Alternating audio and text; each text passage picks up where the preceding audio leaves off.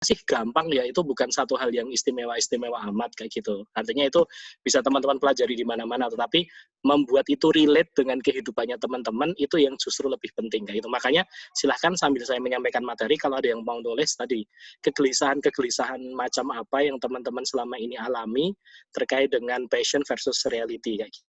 Itu sih sebagai pemantik awalan kita akan bicara tentang materi pada malam hari ini kayak gitu. Nah, saya juga akan coba share terkait dengan apa yang kami siapkan selama ini sebagai sebuah bentuk untuk mendampingi teman-teman di dalam kehidupan kayak gitu. Nah, ini saya akan coba share screen dulu untuk malam hari ini.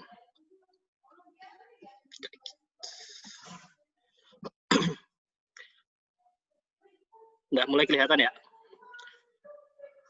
Sudah, Mas. Sudah. Oke.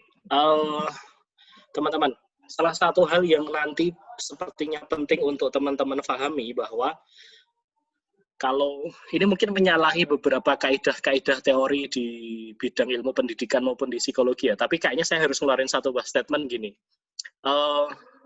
Teman-teman tuh sebenarnya punya masa-masa emas yang teman-teman miliki setelah di 5 tahun pertama di masa kecil dulu yang kita sebut golden age pertama gitu. Itu teman-teman sebenarnya punya golden age yang kedua kayak gitu. Kapan itu? Yaitu masa-masa di mana teman-teman ternyata punya banyak kesempatan untuk mengambil keputusan-keputusan penting dalam diri teman-teman. Dan ini tergantung sejak pertama kali kita mulai punya independensi untuk mengambil keputusan. Artinya setiap orang bisa jadi beda-beda.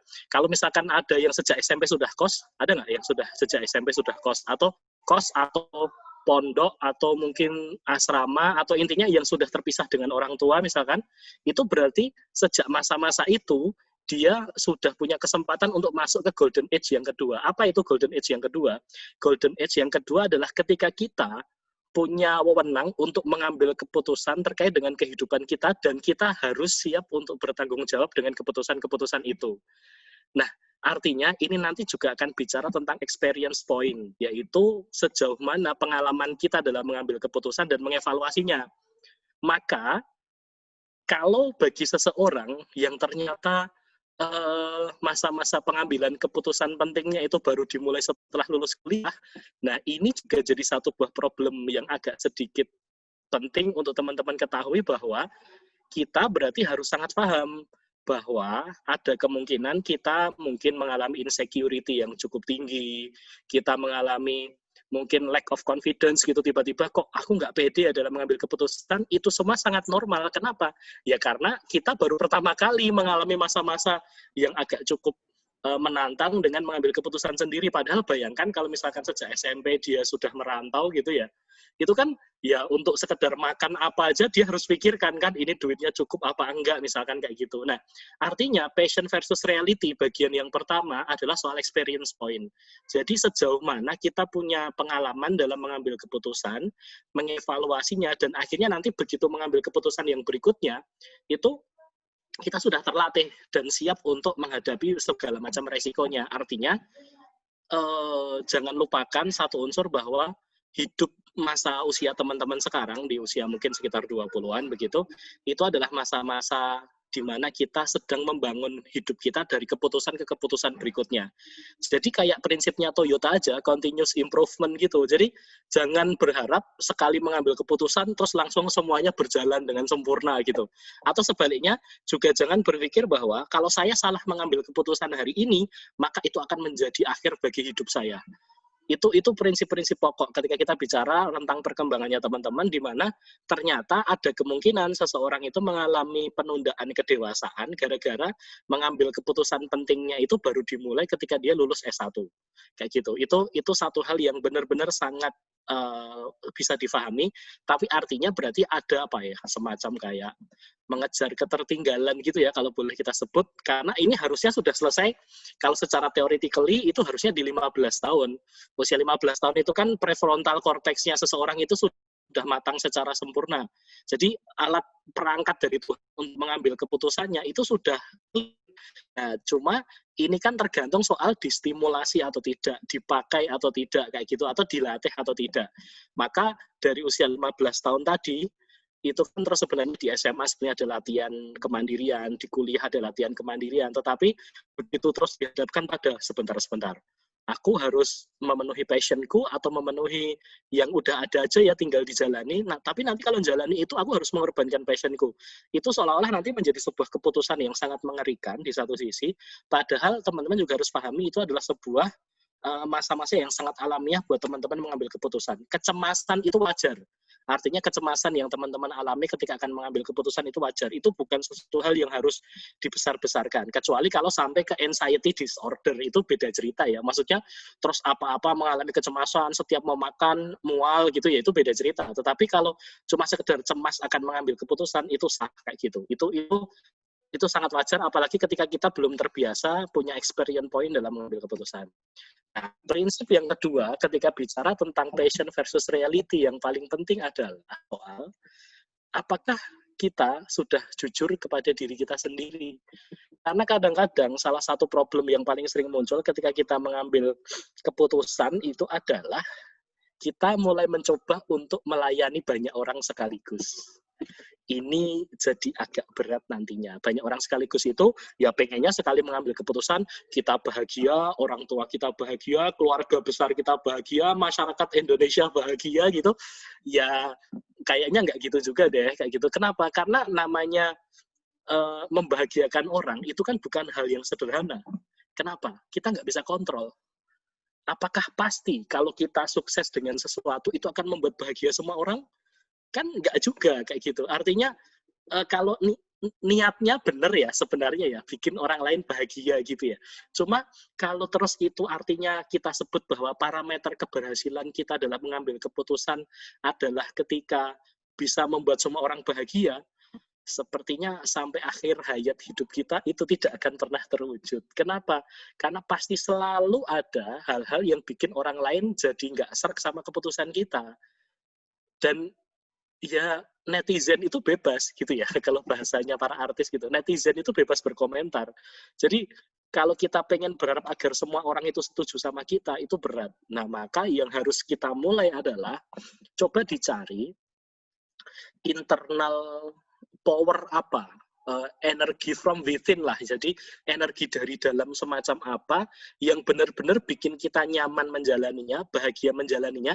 Dan ingat, passion itu sebenarnya tidak cuma sekedar bahagia menjalani, nyaman menjalani, tapi siap bekerja keras untuk melindunginya. Jadi kalau istilah passion itu sama ini dianggap orang itu cuma kayak, aku seneng kok, aku nyaman ini, tapi aku tidak siap berdarah-darah atau bekerja keras untuk itu. Ya itu namanya bukan passion, itu namanya apa ya, kesenangan kayak gitu ya, kayak main sepeda ya, siapa sih nggak suka main sepeda gitu ya, main sepeda nggak usah kerja tapi tetap kaya raya gitu, siapa yang nggak pengen kan gitu ya. Tapi kan bukan itu, artinya passion itu nggak cuma sekedar hobi naik sepeda, itu bukan passion.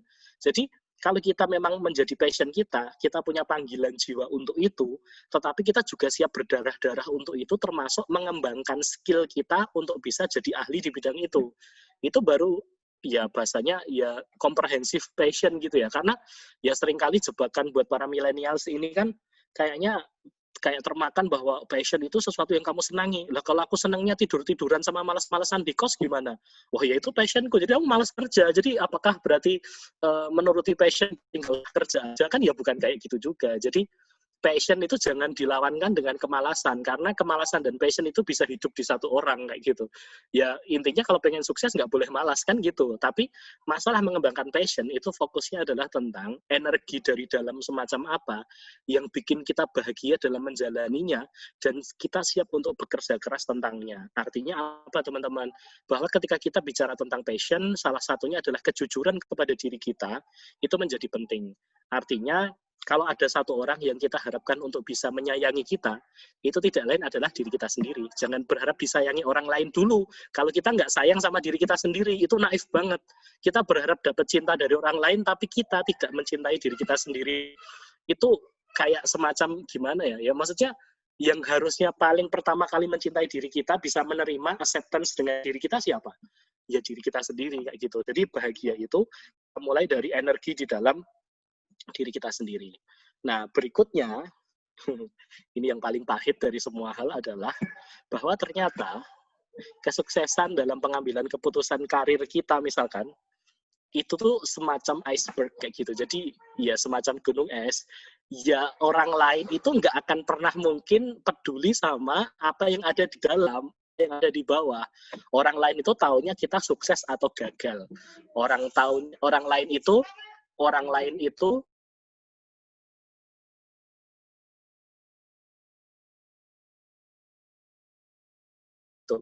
orang lain pedulinya cuma itu. Soal masalah tentang soal masalah tentang kira-kira apakah usaha yang harus kita lakukan, terus habis itu apa habis itu terus bagaimana usaha kita dalam menjalaninya, itu nanti orang lain nggak akan mungkin peduli. Kenapa? Karena salah satu hal yang menjadi hal paling pokok dalam hal ini adalah ya memang kesuksesan itu membutuhkan sebuah proses kayak gitu. Nah, ini yang saya pikir menjadi satu buah kunci buat kita bahwa ya memang ada hal-hal di dalam diri kita yang patut untuk kita penuhi terlebih dahulu sebelum kita mencapai sebuah kesuksesan, dan ya itu harus berdarah-darah. Dan jangan berharap orang lain empati kepada kita karena itu urusan kita. Jadi soal tentang apa yang harus kita lakukan itu urusan internal kita, itu bukan urusannya orang lain. Orang lain itu tinggal menikmati sajian yang ada di meja makan aja lah. Artinya ya udah, itu sebuah hal yang alamiah. Jadi jangan pernah bilang bahwa kamu sih taunya cuma aku pas lagi sukses, kamu nggak tahu pas aku lagi bekerja keras. Ya namanya orang lain ya semuanya pasti akan kayak gitu. Jadi teman-teman, inilah sebuah hal yang memang urusan dapurnya harus kita selesaikan dulu.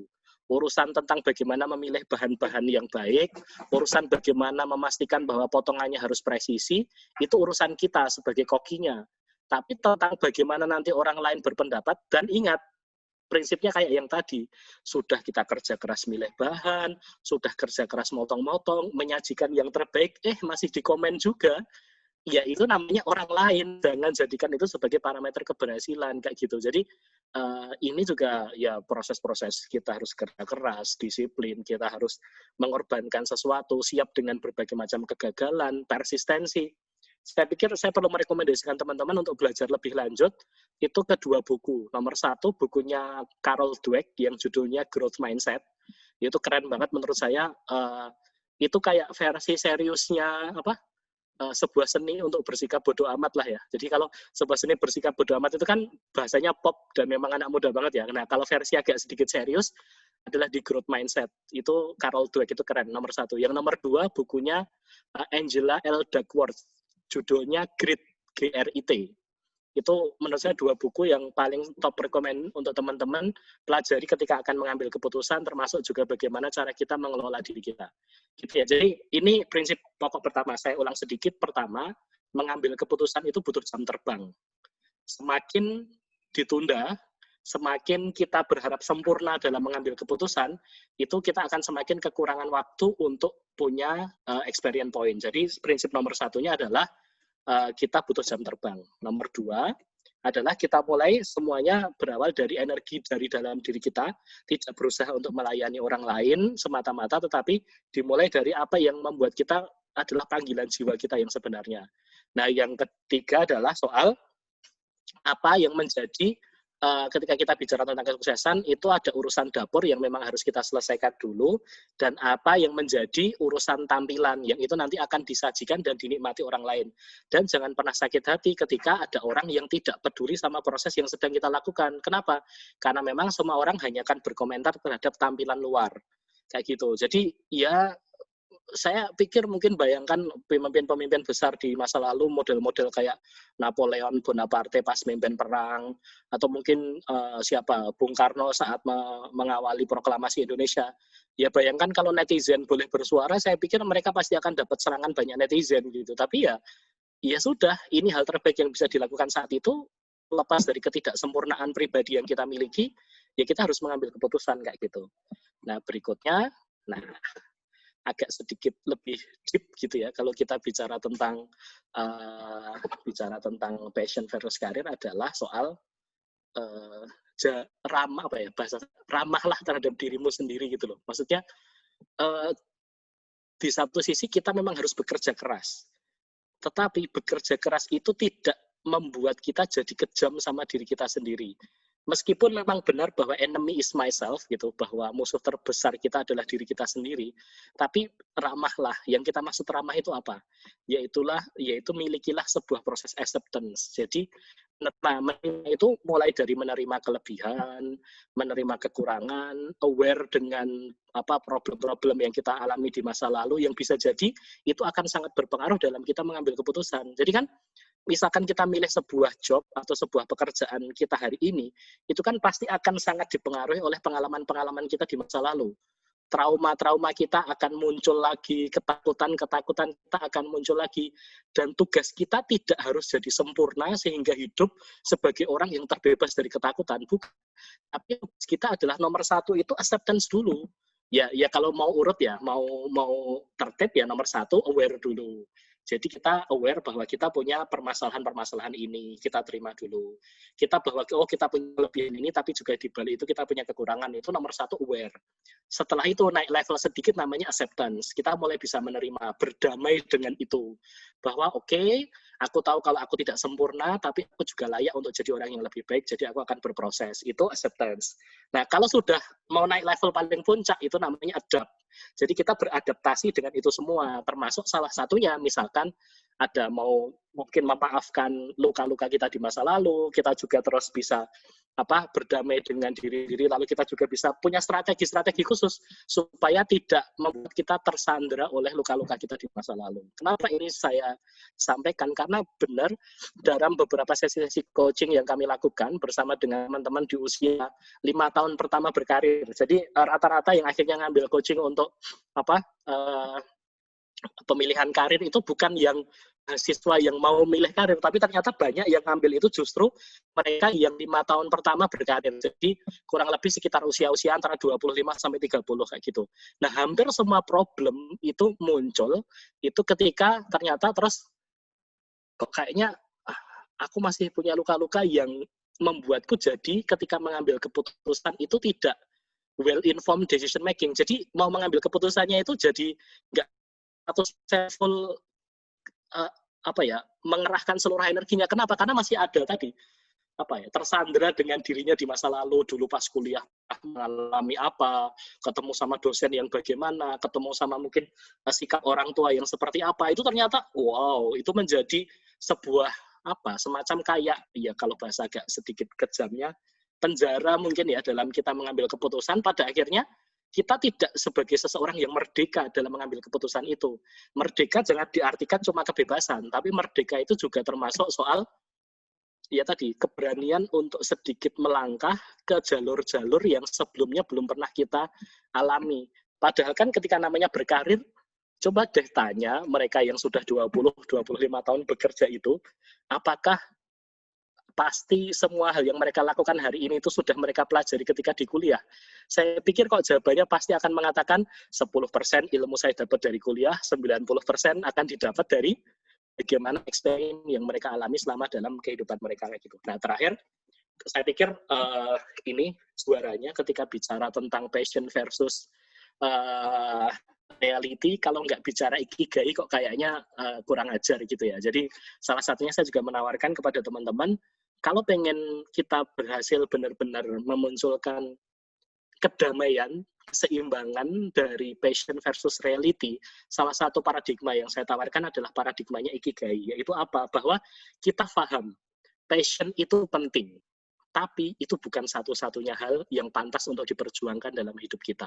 Kenapa? Ada hal-hal lain juga yang ternyata semacam menjadi kayak menuntut diri kita untuk juga diurusi selain ngurusin passion.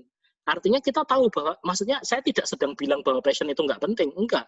Saya akan bilang bahwa passion itu penting, tapi itu bukan satu-satunya hal. Kenapa? Ada unsur yang lain, yaitu profession, terkait dengan gabungan antara skill dengan ranah kerja kita hari ini. Lalu juga ada mission. Mission itu adalah gabungan antara apa yang kita cintai dengan bagaimana cara kita membantu orang-orang di sekitar. Ada vocation, yaitu gabungan antara profesi kita, profesi teknis karir kita, dengan cara kita dalam membantu orang lain. Jadi nanti kalau misalkan kita benar-benar mengikuti prinsip dari Ikigai ini, kita tuh jadi akan sangat ringan, sangat mudah mungkin dalam melihat karir kita gini-gini. Coba kalau teman-teman saya tanya, di masa-masa mungkin 3 atau 4 tahun sebelum ini saya tanya, teman-teman cita-citanya pengen jadi apa, kayak gitu. Itu rata-rata yang disebutin apa? Ayo, kira-kira simulasikan 3 atau 4 tahun yang lalu kalau saya tanya kepada kalian tentang, hey, apa cita-citamu gitu. Kira-kira jawabnya apa? Rata-rata sebagian besar dalam pengalaman saya 90% akan bilangnya adalah menyebutkan nama profesi atau nama karir. Kalau itu yang terjadi berarti kita mengalami kegagalan kefahaman soal bedanya antara cita-cita dengan profesi impian. Jadi kalau kita sebut cita-cita itu sama dengan profesi impian berarti kita memiliki ekspektasi yang sangat besar bahwa karir kita itu akan menjadi jalan hidup kita. Bahwa seluruh hal yang ada di karir kita itu harus sempurna. Kita harus benar-benar nanti bisa membagi waktu dengan baik antara karir kita dengan keluarga, berarti nanti keluarga harus menyesuaikan gaya hidup dan model di karir kita dan semacamnya. Padahal kalau kita lihat pakai ikigai ini, hal utama, hal paling mahal yang harus dikejar oleh seseorang itu adalah a reason for being. Itu adalah apa semacam kayak mungkin bahasa lainnya true calling, panggilan jiwa untuk bisa menemukan apa sih yang menjadi misi hidup kita. Itu yang paling mahal. Nah, salah satunya bisa diperoleh dari profesi kita, bisa diperoleh dari kita punya misi dalam menolong banyak orang. Saya yakin nanti pembicara kita, pemateri kita yang kedua ini harusnya menurut pandangan saya dia keren banget. Saya prediksi pasti nanti akan muncul cerita-cerita inspiratif yang asyik kayak gitu. Soal ini kenapa? Karena saya membayangkan wajahnya Mas Retas itu kan selalu tersenyum bahagia gitu ya. Jadi wah ini pasti sudah mulai ketemu nih panggilan-panggilannya kenapa di bidang arsitektur, kenapa dalam urban planning kayak gitu-gitu. Termasuk kenapa merintis Shirvanonya, saya pikir salah satunya adalah biar bisa seimbang gitu loh antara apa yang kita peroleh secara profesi untuk dapat penghasilan, apa yang kita peroleh dari pengembangan passion kita, apa yang kita peroleh dari pengembangan bakat kita, skill kita kayak gitu, sehingga nantinya bisa apa ya kita tidak mengkonflikkan antara passion versus reality itu seolah-olah kayak kalau aku milih passion, karirku pasti hancur. Kalau aku milih karir, pasti passionku harus kutinggalkan. Seolah-olah kayak gitu. Padahal sebenarnya itu semua itu adalah alat kayak gitu. Jadi artinya, nah ini salah satu mungkin lesson learn bagian yang terakhir dari apa yang selama ini kami lakukan ketika di petakehidupan.id, ketika dalam coaching-coaching karir, ternyata sebagian besar itu teman-teman itu terlalu sibuk untuk memikirkan masalah teknis bernama karirnya apa atau profesinya apa, tetapi lupa untuk memikirkan kenapa kok milih karir itu. Jadi salah satu hal yang paling berat itu kan kalau ditanyanya gini, teman-teman, kalau teman-teman mau menempuh sebuah perjalanan, itu sebenarnya yang harus ditentukan dulu pertama kali apanya.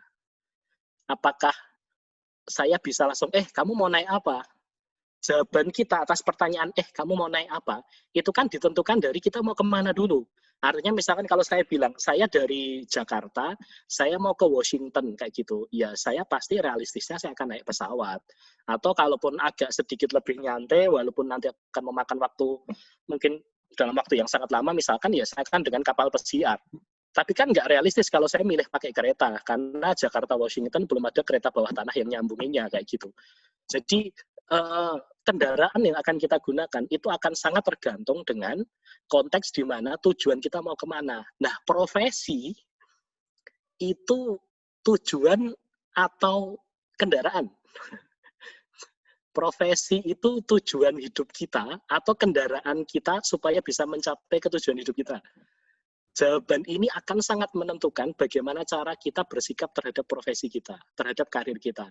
Karena kalau kita menjawab bahwa kita konsisten menjawab bahwa profesi adalah kendaraan yang saya gunakan untuk mencapai tujuan hidup kita, berarti yang harus benar-benar kita sepakati adalah, ya berarti tujuannya mau kemana harus dikelirkan dulu. Itu yang sering kita bahas kalau di petakehidupan.id, kita bahasnya pakai konsep life mapping. Jadi sebelum kita menentukan kendaraan teknisnya apa, ya kita tentukan dulu ujung perjalanannya mau kemana, sehingga nanti kita akan menentukan kendaraannya pas, jalurnya pas, dan yang ketiga bekal perjalanannya apa juga pas. Nah karena seringkali ya tadi, ya pokoknya aku pengen, ya misalkan kayak dulu teman-teman milih jurusan kuliah lah, cek. Harusnya milih jurusan kuliah itu ditentukan berdasarkan apa? Kan kadang-kadang cuma selera ya. Pokoknya aku mau ke jurusan X kayak gitu. Misalkan aku pengen ke teknik elektro. Ya kenapa? Ya pokoknya teknik elektro kayak gitu. Nah, kalau itu yang terjadi kan mengerikan sekali. Teman-teman tidak mempertimbangkan kekuatan yang teman miliki, teman-teman tidak nggak bicara tentang talents-nya, tidak bicara tentang minat bakatnya, tidak bicara tentang perencanaan hidupnya. Yang bicaranya adalah selera, apalagi ditambah lagi embel-embel selera angkatan saya soal sebuah jurusan yang favorit. Wah, itu lebih parah lagi itu nanti. Jadi angkatan saya seleranya kayak gimana itu akan sangat ditentukan dari situ kayak gitu. Nah, sepertinya itu dulu yang bisa saya sampaikan. Sepertinya lebih seru nanti untuk kita diskusikan lagi kayak gitu. Gitu Kak Gina. Oke, terima kasih Mas Isnan. Masya Allah, banyak banget insight yang kita dapetin ya teman-teman. Berhubung banyak banget Mas ini yang udah bertanya di kolom chat. Aku bacain aja ya teman-teman. Ini mungkin 2 pertanyaan atau 3 pertanyaan Mas? Untuk 2 boleh, kita mulai dari 2 pertanyaan. Di pertanyaan pertama ada dari Desi. Bang izin bertanya, menurut Bang Isnan, apa yang lebih baik antara do what we love atau love what we do? Dan penting nggak sih untuk merawat passion? Apakah itu bisa berubah atau gimana? Makasih banyak. Gitu Mas. Oke, mohon izin Mau langsung dijawab? menunda menjawab sebentar. Oh ya, boleh. Wait. Oke, nggak apa-apa Mas. Saya bisa di-mute dulu. Ilham. Oke, buat teman-teman yang ingin bertanya, silahkan bertanya di kolom chat ya. Nanti kalau ada waktu dan masih panjang waktunya akan kami bacakan pertanyaannya seperti itu. Dan nanti di sesi kedua juga masih ada pertanyaan kalau misalnya teman-teman ingin bertanya kepada Mas Retas. Gitu. Masya Allah ya, tadi materinya tentang ikigai, tentang passion, gitu banyak banget insight baru, terutama aku tadi dapet ini sih, maksudnya insight soal ternyata passion itu soal bagaimana kita itu membuka diri kita gitu, soal dan terbuka terhadap diri kita. Kadang kita masih memanipulasi diri kita. Misalnya passion kita tuh apa, padahal sebenarnya kita nggak suka di situ gitu. Dan mengenali diri itu salah satu langkah penting untuk tahu. Gimana Mas Isnan? Oke, pertanyaan pertama tadi ya, tentang do what we love atau love what we do. Dan merawat passion gitu, Mas. Dan merawat passion. Oke, gini. Satu hal yang menjadi penting ketika kita tadi bicara tentang passion, kan kita sepakati dulu bahwa ternyata posisi passion itu tidak menjadi harga mati semata-mata dalam hidup seseorang. Artinya, hidup seseorang itu kan tidak hanya dikontrol oleh passionnya saja. Kayak gitu. Itu kita sepakati kenapa kita pakai prinsipnya ikigai tadi, bahwa kalau seseorang ingin bahagia, itu ternyata harus punya hal yang komprehensif dalam melihat dirinya kan, yaitu mulai dari passion, profession, mission, sama vocation tadi kayak gitu. Nah, jadi artinya ketika dalam hal ini, ketika kita bertanya apakah bagusnya love what we do atau do what we love, ya posisinya sepertinya jangan dihadap-hadapkan, karena gini, teman-teman harus sangat paham sekarang teman-teman dalam tahapan apa. Misalkan beberapa teman-teman ini kajian buat teman-teman yang merintis startup bisnis. Itu beberapa ya memang dia sangat paham bahwa saya tahu bahwa saya mencintai bidang ini, tetapi banyak hal-hal yang harus saya korbankan ketika saya melakukan ini. Jadi do what we love atau love what we do itu kayaknya jadi blended gitu ya bahasanya. Jadi kayak apa ya? Bukan sebuah pilihan, itu tuh karena terkait dengan konteks. Misalkan di awal sesi-sesi, misalkan gini, seolah-olah saya kemarin sempat membaca biografinya siapa, Steve Jobs gitu ya, founder dari Apple kayak gitu. Itu kan saya yakin jawabannya Steve Jobs ini nanti kalau ditanya kamu lebih suka love what we do atau do what we love, itu jawabannya dia ketika pas merintis Apple dengan ketika pas dia sudah sukses dengan Apple-nya, pasti jawabannya akan beda. Kenapa? Karena dia tahu konteks di mana dia sekarang sedang berbicara. Ketika dia di awal, ya berarti dia akan berdarah-darah untuk memperjuangkan nilai yang dia punya. Tapi begitu nanti seiring berjalannya waktu, dia akan tambah dewasa, sehingga dia akan mengatakan bahwa ya kita harus seimbang dalam melihat segala sesuatu. Makanya saya pikir kata kunci utamanya bukan do what we love atau love what we do.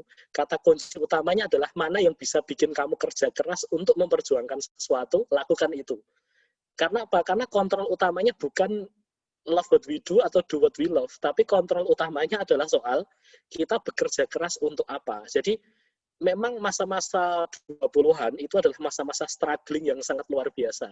Masa-masa usia 20-an itu kan kalau di dalam teori psikologi perkembangan kan itu masa-masa seseorang mulai masuk ke adulthood.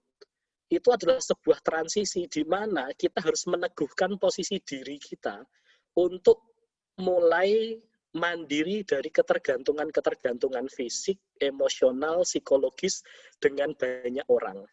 Jadi kalau di masa-masa ini saya sangat merekomendasikan apapun, mau kamu pakai prinsip do what we love, mau pakai prinsip love what you do, yang penting adalah bikin kamu bekerja keras untuk itu. Bikin kamu struggling dengan itu, dan akhirnya apa? Puncaknya adalah kamu menemukan true calling-mu apa, panggilan jiwa terkuatmu itu apa. Itu nanti yang paling mahal. Kenapa? Karena setelah masa 30 tahun, atau bahkan jauh lebih dari itu, untuk menemukan true calling itu sudah akan menjadi satu hal yang sangat-sangat sulit. Kenapa? Tuntutan keadaan, situasi sosial, lingkungan, sangat sulit untuk kita bisa menemukan true calling kita. Makanya coba cek pesannya Jack Ma, sebelum usia 30 tahun, jangan bicara soal, ekstrim ya, ini prinsip kita bisa jadi beda-beda, tapi kalau saya sepakat dengan Jack Ma dengan mengatakan, nggak usah peduli, gaji, nggak usah peduli dengan keterkenalan, nggak usah peduli dengan hal yang sifatnya nggak substansial itu. Yang penting apa? Survive. Nah, terus kalau sudah berkeluarga gimana? Kan nanti keluarga juga butuh dinikahi. Ya, makanya milikilah visi yang sama ketika berkeluarga. Jadi, kita juga siap untuk struggling dengan itu semua, kayak gitu. Itu semoga bisa menjawab. Terus, merawat passion ya, merawat passion tadi. Tadi belum di-mute ya. Bagaimana merawat passion itu, Mas? Oke, ya. Jadi bagaimana cara merawat passion? Nomor satu adalah, salah satunya, passion itu hanya akan bisa tumbuh ketika itu bermanfaat. Ingat, passion hanya akan bisa tumbuh kalau itu bermanfaat. Jadi pastikan salah satu cara untuk merawat passion itu, membuat diri kita jadi kuat, lalu kita bisa punya kontribusi buat orang-orang di sekitar kita.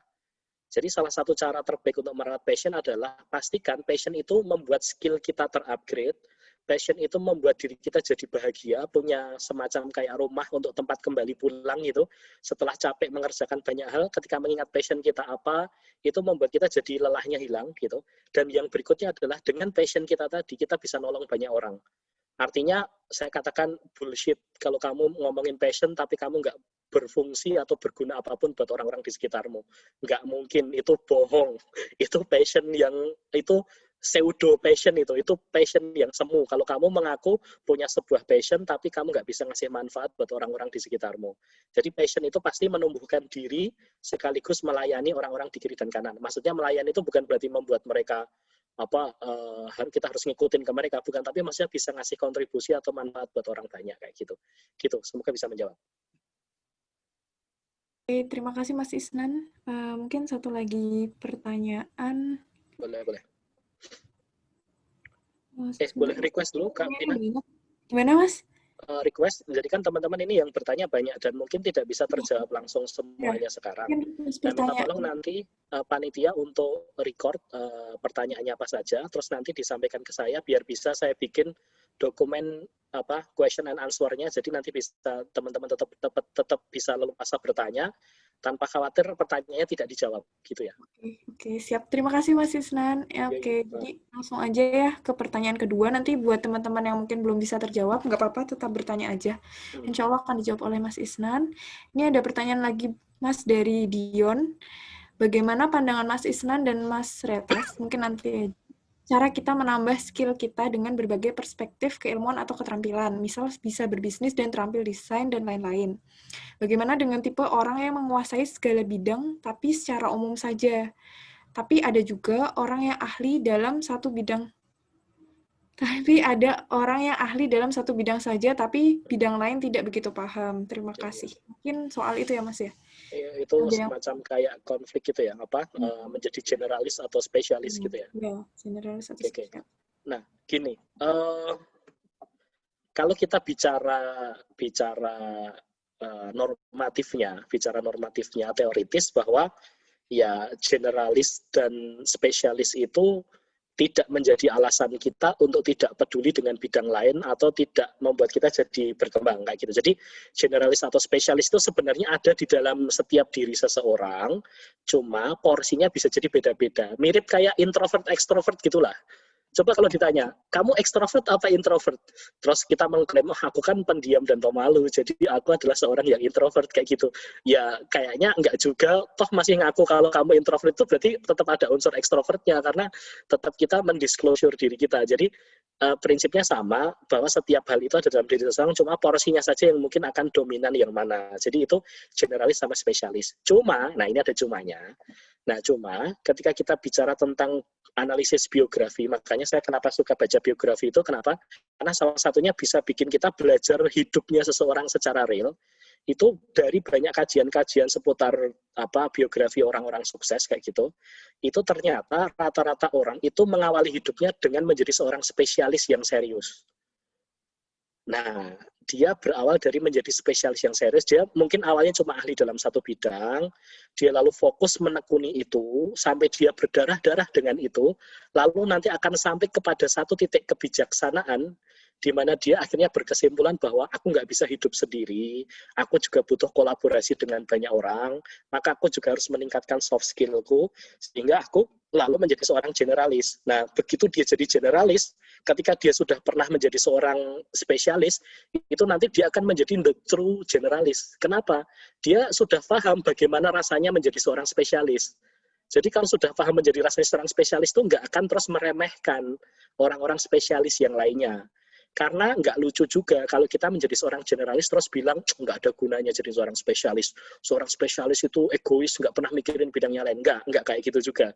Jadi dalam hidup ini ada teamwork, ada kolaborasi, ada proses kerjasama, termasuk artinya kalau mungkin berdasarkan, saya tidak bilang mana yang benar dan mana yang salah, tetapi umumnya rata-rata orang-orang hebat itu berawal dari spesialis, serius dengan apa yang dia tempuh, dia berdarah-darah untuk mengembangkan diri di skill spesifik itu, lalu nanti sampai pada titik kebijaksanaan, dia akan mulai membuka diri dan akhirnya menjadi dewasa dengan menjadi seorang generalis, kayak gitu. Jadi itu kalau bicara konteks tentang biografinya orang-orang kayak gitu. Itu sih, saya bisa menjawab. Oke, terima kasih Mas Isnan. Nanti kita sambung lagi di sesi terakhir ya Mas ya, nggak apa-apa. Oke. Oke, sekarang terima kasih Mas Isnan atas pemaparan yang luar biasa. Banyak banget insight yang kita dapetin. Semoga bisa membuka wawasan teman-teman juga ya tentang sebenarnya dalam dunia psikologi itu kita ternyata tidak hanya butuh passion. Maksudnya ketika teman-teman mengenal ikigai, ada hal lain yang bisa kita perjuangkan juga kayak gitu. Dan yang paling penting adalah reason kenapa kita hidup gitu. Nah, selanjutnya ke Mas Retas, pembicara kedua kita pada malam hari ini. Kepada Mas Reta, saya persilahkan. Oke, terima kasih, Tina. Assalamualaikum warahmatullahi wabarakatuh. Waalaikumsalam warahmatullahi wabarakatuh. Suaranya jelas, kedengaran, Tina? Kedengaran, Mas, kedengaran. Oke, terima kasih. Menarik sekali materi dari Mas Isnan, ini guru saya. Jadi, Isnan pas lulus sebagai lulusan terbaik. Sudah lulusan ada telepon. Jadi, saya coba share screen dulu, Mbak Tina dan teman-teman.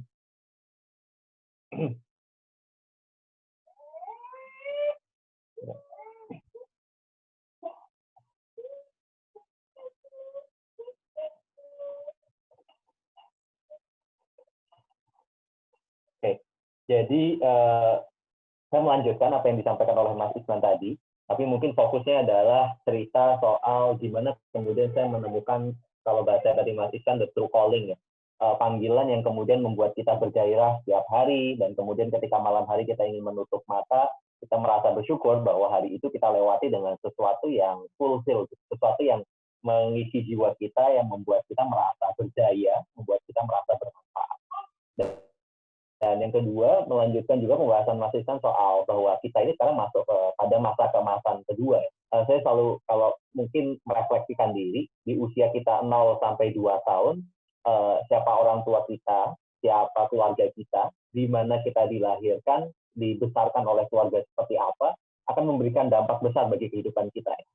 Kita misalkan punya ibu yang seperti apa, dikasih MPASI yang seperti apa, makanan seperti apa, kemudian diajarkan apa di usia-usia kecil itu yang kemudian akan banyak membekas kita dan menjadikan diri kita sekarang. Tapi di usia kita 3 tahun sampai kemudian 7 tahun, gitu ya, yang kemudian berperan tidak hanya keluarga inti. Ternyata kita melihat di situ ada peran lingkungan, ada peran tetangga-tetangga kita, di mana kita bermain bersama anak-anak mereka, ada peran sekolah di sini, ada peran guru siapa yang mengajar kita di TK, kemudian ada peran lingkungan kita, bagaimana kemudian mereka membentuk kita menjadi seorang anak yang bersikap seperti apa, bertutur kata seperti apa.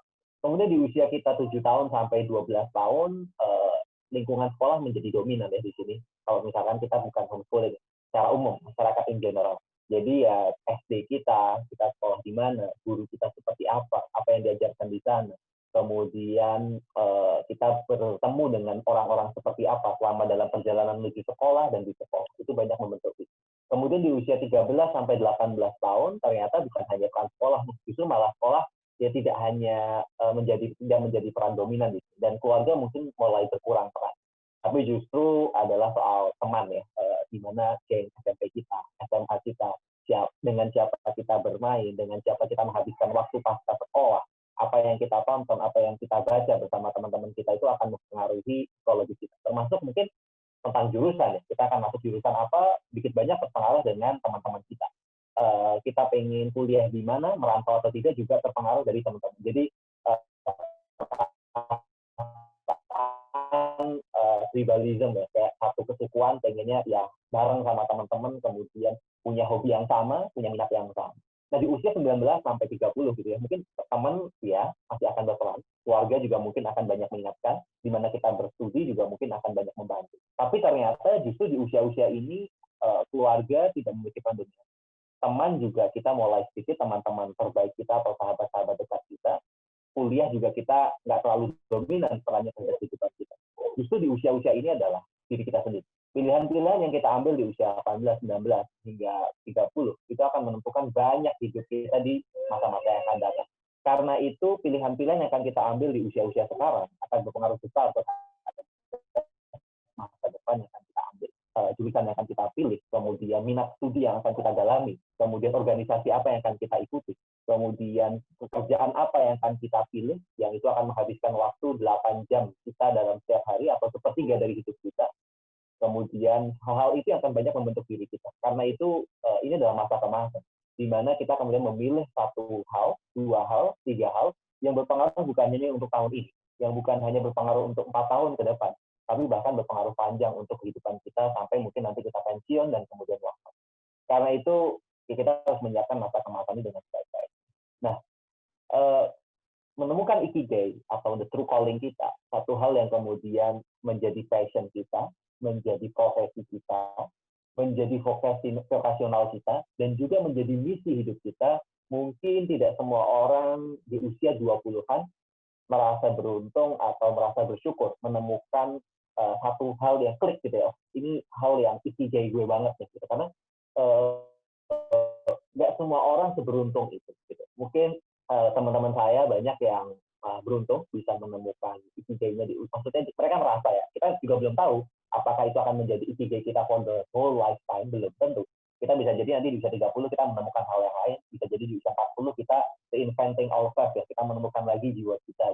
Tapi at least di usia 20-an ini, beberapa teman saya sudah merasa bahwa ya ini call saya, ini panggilan hidup saya, akan saya usahakan yang terbaik, sampai kemudian mungkin saya menemukan yang lain atau saya merasa cukup itu. Mungkin Mas Isnan dengan peta kehidupan ya clear ya, latar belakang psikologi, kemudian sejak SMA kuliah itu rajin mendampingi adik-adiknya, belum jadi mentor bagi banyak anak termasuk saya dan banyak teman-teman yang lain yang punya banyak sekali Mas Isnan ini menti-menti yang kemudian banyak belajar dari beliau, dan beliau memang punya passion mulai dari training, kemudian membimbing, memandu teman-teman untuk kemudian menemukan panggilan-panggilan hidup masing-masing. Nah, kemudian Mas Iksan membuat peta kehidupan dan kemudian sering aktif di hal-hal yang berkaitan dengan ini. Dan terasa ini ya, beautiful gitu. Lulusan psikologi, ngerti hal soal perkembangan orang, dan kemudian bekerja di bidang tersebut, dibayar tentang itu, dan juga merasa fulfill karena setiap hari membantu orang lain. Tapi mungkin nggak semua orang mendapatkan kesempatan seperti itu, gitu, yang jurusannya sudah sesuai, kemudian dia bisa dibayar karena itu, dia juga merasa berjaya karena itu.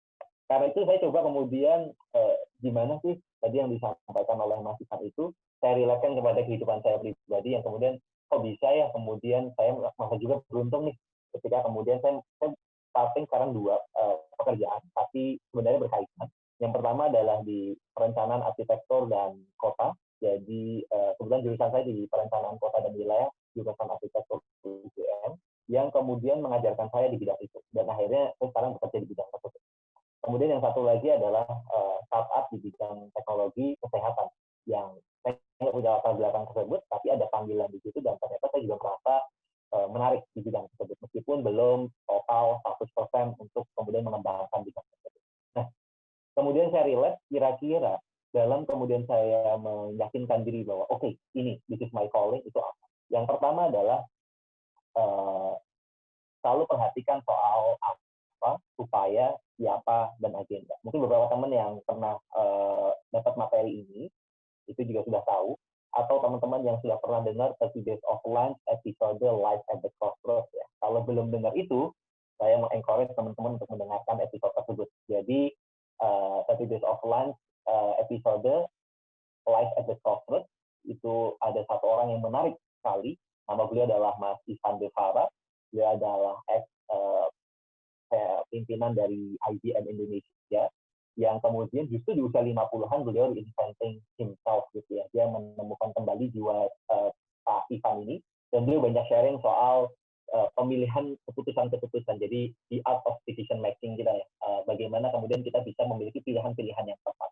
Nah, pilihan-pilihan yang tepat itu kemudian beliau merumuskan ada 4 hal, yaitu apa, upaya, siapa, agenda. Jadi kalau misalkan mungkin teman-teman melihat Ikigai ini sesuatu hal yang sangat utopis gitu, kayaknya keren banget ya kita bisa menemukan seperti itu. Tapi gimana kita step by step-nya untuk kemudian kita meyakinkan diri bahwa ini Ikigai itu, bahwa ini adalah hal yang membuatku bergairah setiap pagi, yang membuatku bersyukur setiap malam. Nah, kira-kira yang pertama adalah soal temukan dulu apa. Mungkin tadi ada pertanyaan juga soal menemukan apa ini. Apa adalah the object of fascination? Satu objek, satu hal, satu bidang, satu pekerjaan, satu disiplin yang kemudian membuat kita merasa beresonansi, yang membuat kita bergetar, yang kita begitu disebut bidang tersebut, yes, gue banget nih gitu. Ini kayak sesuatu yang relate banget terhadap kehidupan kita. Tapi dia bukan hanya sesuatu yang membuat kita senang, bukan hanya membuat sesuatu yang membuat kita bergetar, gitu ya, kayak konflik dengan hal tersebut. Misalkan saya dengan perencanaan kota dan arsitektur itu kayak langsung tak gitu ya. Atau teman-teman yang ada di bidang industri, atau ada yang di bidang penelitian, atau ada di bidang apa. Bukan hanya kemudian, aku senang banget dengan bidang ini. Tapi hal yang kemudian kita juga bersedia untuk memahami. Bersedia untuk ngulik hal tersebut. Bersedia untuk benar-benar ngoprei sampai kita mempelajari hal tersebut. Misalkan saya ngomongin saya suka perencanaan kota, nggak kemudian saya ngeliat suka doang nih. Kemudian kalau ada orang ngomongin perencanaan kota, saya suka gitu, saya cuma ngeliat. Bukan hal tersebut, tapi lebih kepada gimana saya bersedia untuk memahami perencanaan kota itu apa sih dasar-dasarnya. Kemudian siapa tokoh-tokohnya, buku-buku wajib apa yang harus saya baca, kemudian referensi apa yang harus saya lihat nih kota-kota yang ada di Indonesia atau di dunia. Kemudian pekerjaan apa yang relate terhadap hal tersebut. Jadi saya mengulik sampai titik ke dalam. Mungkin kayak teman-teman misalkan ada satu bidang gitu atau satu hal yang teman-teman suka banget, terus tiba-tiba malam hari kalian googling, kalian searching, sampai malam kalian lupa bahwa ini udah larut gitu. Kalian misalkan melihat YouTube tertentu misalkan soal misalkan apa ya, view terbesar di dunia gitu ya, terus kemudian teman-teman baca itu langsung searching lagi, gimana sih dia ditemukan, hidupnya seperti apa, kemudian berapa sih populasi yang ada di dunia, gimana perkembangan biaknya, sampai teman-teman mempelajari terus-menerus sampai itu nggak berhenti. Nah, itu ada sesuatu yang kita sebut sebagai apa. Nah, menemukan apa, ini adalah sesuatu hal yang wajib banget. Jadi, kalau bahasa kita mungkin ya tadi, kalau self-awareness itu ya bagaimana kita menemukan apa. Sesuatu yang kemudian membuat kita beresonansi. Nah, ini bisa dimulai dari beberapa hal. Yang pertama adalah sesuatu sesuatu yang membuat kita suka gitu ya. Yang kedua adalah sesuatu yang membuat kita malas. Justru apa itu juga bisa membuat sesuatu yang membuat kita itu gelisah, sesuatu yang membuat kita resah, marah gitu ya terhadap keadaan. Contoh misalkan kita melihat di masyarakat, kok ada sih orang yang buang sampah terus-menerus yang membuat kemudian saluran itu macet, kemudian bisa membuat banjir di komplek kita misalkan. Kita resah karena itu. Kemudian kita googling sampai apa sih yang membuat orang itu buang sampah sembarangan? Kenapa kemudian tidak ada pemisahan sampah, kemudian bagaimana sih pengolahannya, kemudian apa sih yang membuat banjir dan itu karena kemarahan kita terhadap keadaan. Atau misalkan kita marah, kok pasar kita ruwet banget sih, kok depan rumah kita macet banget sih, kemudian kita ulik-ulik. Ini gimana sih solusi terhadap kemacetan tersebut? Gimana sih kemudian mengurai pasar kita yang ruwet, gitu, pasar rakyat yang misalkan ruwet yang kemudian bisa tertata dengan rapi. Kita ulik terus-menerus, itu dimulai dari kemarahan kita terhadap satu keadaan. Nah, gimana kemudian kita punya kemarahan tersebut ya? Kalian terjun ke masyarakat, kita bertemu dengan banyak keadaan, sehingga kita punya sensitivitas terhadap sesuatu yang akhirnya begitu kita pulang atau di dalam tempat tersebut, kita mulai berimajinasi, mulai terpanik gimana menyelesaikan hal tersebut. Nah, yang ketiga adalah selain apa yang kita cintai, bawaan begitu ya, atau apa yang kemudian kita marah dari keadaan yang kita lihat, atau imajinasi kita terhadap satu masyarakat. Jadi kita punya imajinasi apa?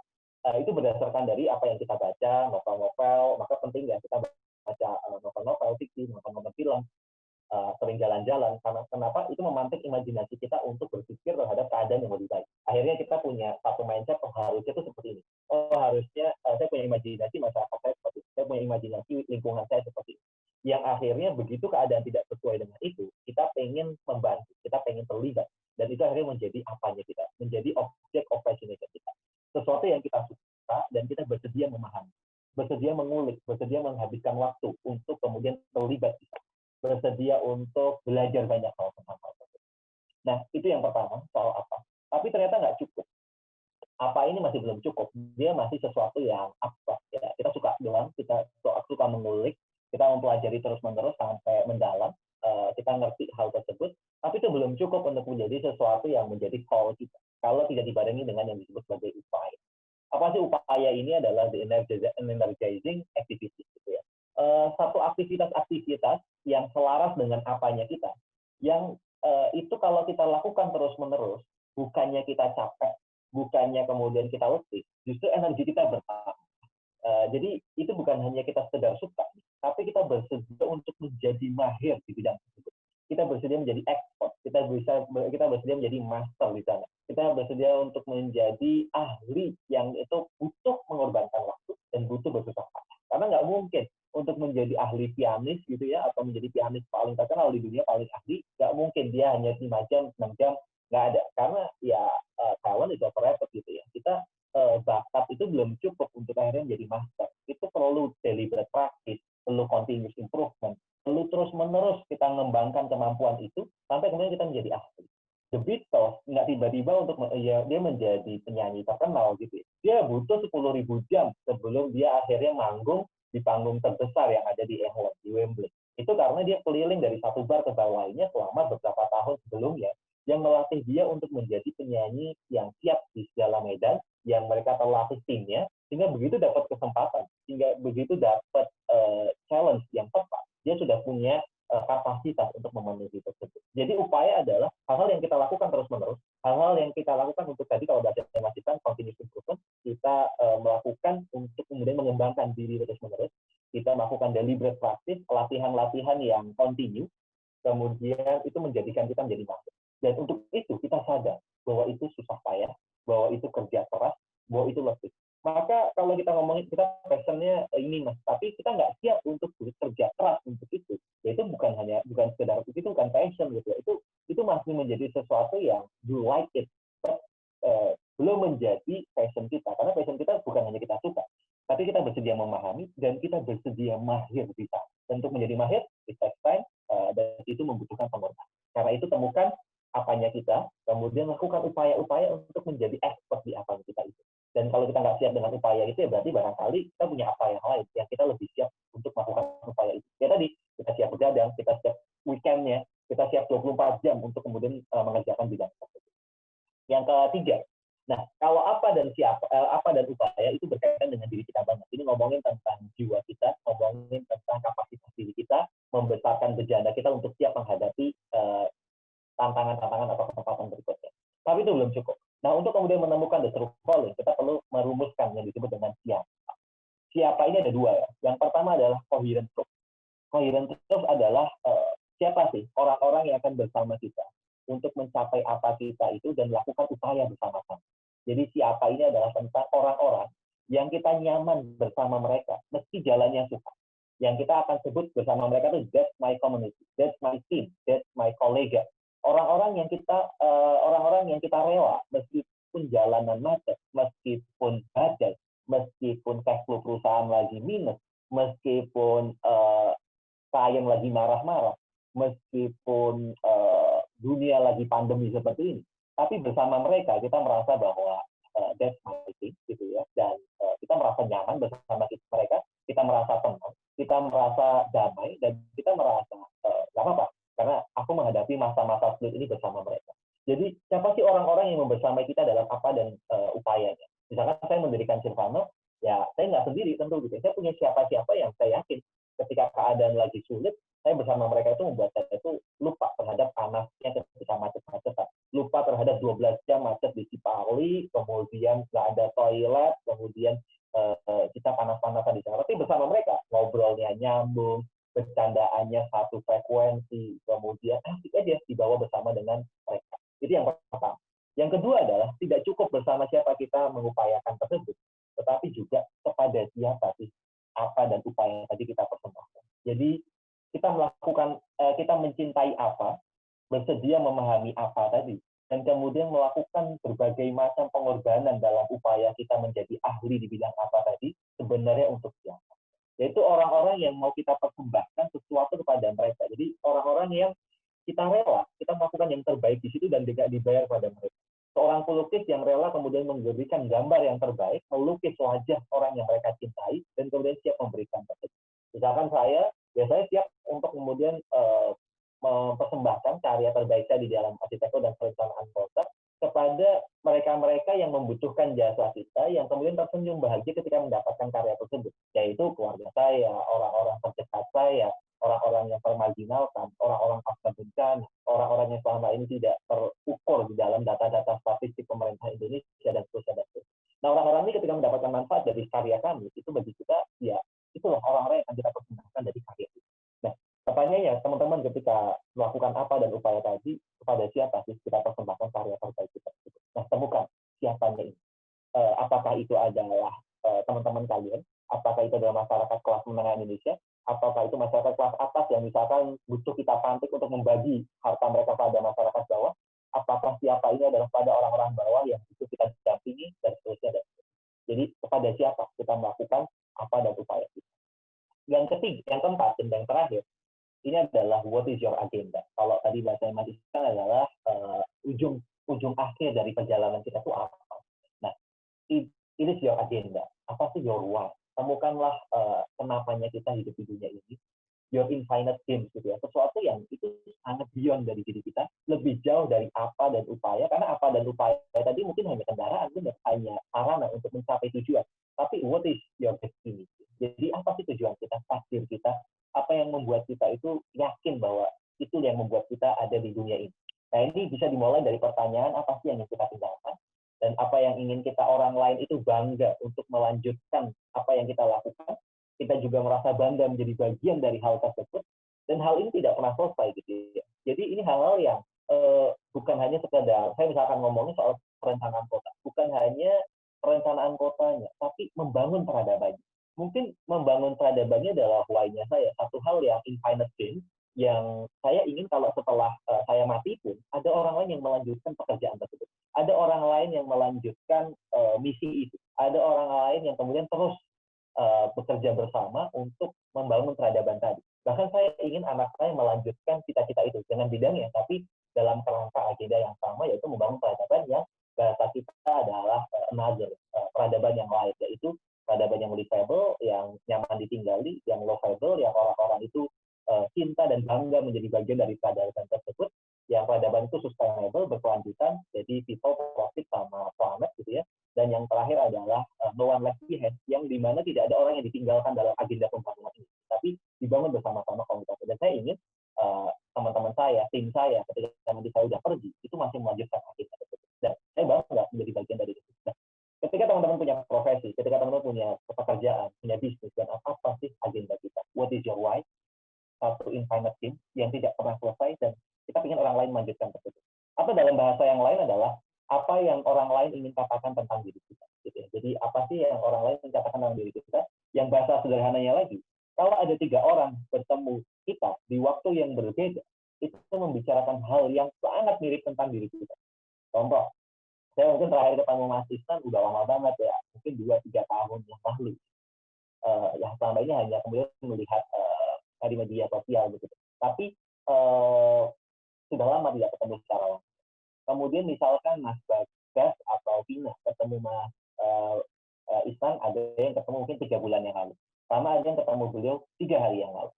Nah ternyata kita ngobrol bareng nih, saya ketemu sama Bagas, ketemu sama Vina. Kemudian kita ngobrol-ngobrol, ternyata kita saling ngomong-ngomong, kita lagi butuh nih pemateri soal life water crisis siapa ya gitu ya. Kemudian, saya punya nih rekomendasi Mas Isnan misalnya. Bagas bilang gitu, karena saya 3 hari yang lalu ketemu. Kemudian Vina, oh iya, saya 3 bulan yang lalu ketemu juga nih.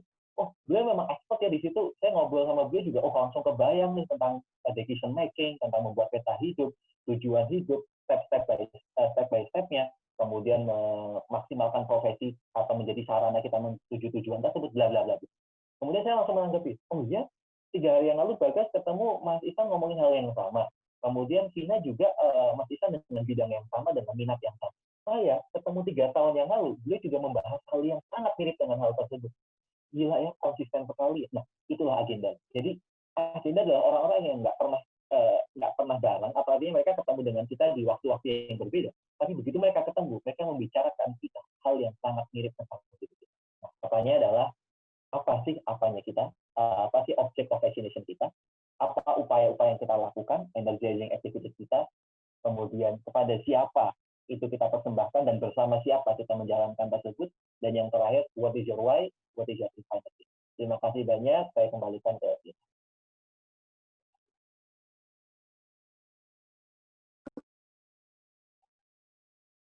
Masih di mute kayaknya, Vina. Masih di mute. Oke, terima kasih Mas Retas atas pemaparan dan sharing-sharing yang sangat bermanfaat buat kita semua.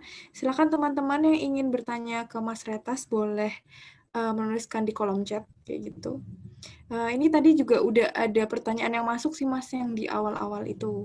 Kira-kira buka berapa pertanyaan Mas? Untuk Mas Retas 2 pertanyaan mungkin ya. Boleh. Nah, ya 2 pertanyaan. Kita melanjutkan pertanyaan tadi ya yang untuk Mas Retas juga. Oke, ini Mas ada pertanyaan dari Muhammad Abdul. Permisi Mas, izin bertanya, bagaimana pendapat Mas Retas mengenai orang yang memiliki suatu passion, namun tidak sejalan dengan yang diharapkan oleh orang tua? Jika kita sudah menjelaskan passion kita dan semangat kita untuk menjalani passion itu, namun orang tua tetap melarang kita untuk memilih jalan tersebut, bagaimana sikap yang terbaik untuk hal tersebut? Terima kasih. Gitu Mas. Mungkin Ini boleh. Mas Isnan yang lebih bisa menjawab ya soal bagaimana boleh kita Mas Isnan bisa juga kalau mau menjawab. Mungkin kalau dari perspektif saya tadi Mas Isnan yang harusnya melengkapi dan menambahi ya, sesuai dengan pengalaman dan expertise beliau. Tapi kalau dari pengalaman saya yang minim, kenapa kemudian orang tua itu tidak sepakat, itu yang harus kita cari tahu. Apakah kita yang kemudian memang tidak tahu bahwa hal tersebut itu nggak bermanfaat, misalkan passion kita itu ternyata hal sesuatu yang mubazir, misalkan menghabiskan waktu kita di situ, atau orang tua hanya kurang dipahami, berarti komunikasi kita yang kurang clear. Jadi yang kemudian harus kita evaluasi. Misalkan kita pengen banget jurusan tertentu, atau kita pengen banget kerja di tempat tertentu. Misalkan kita pengen banget kerja di startup nih, startup digital ya di Jakarta.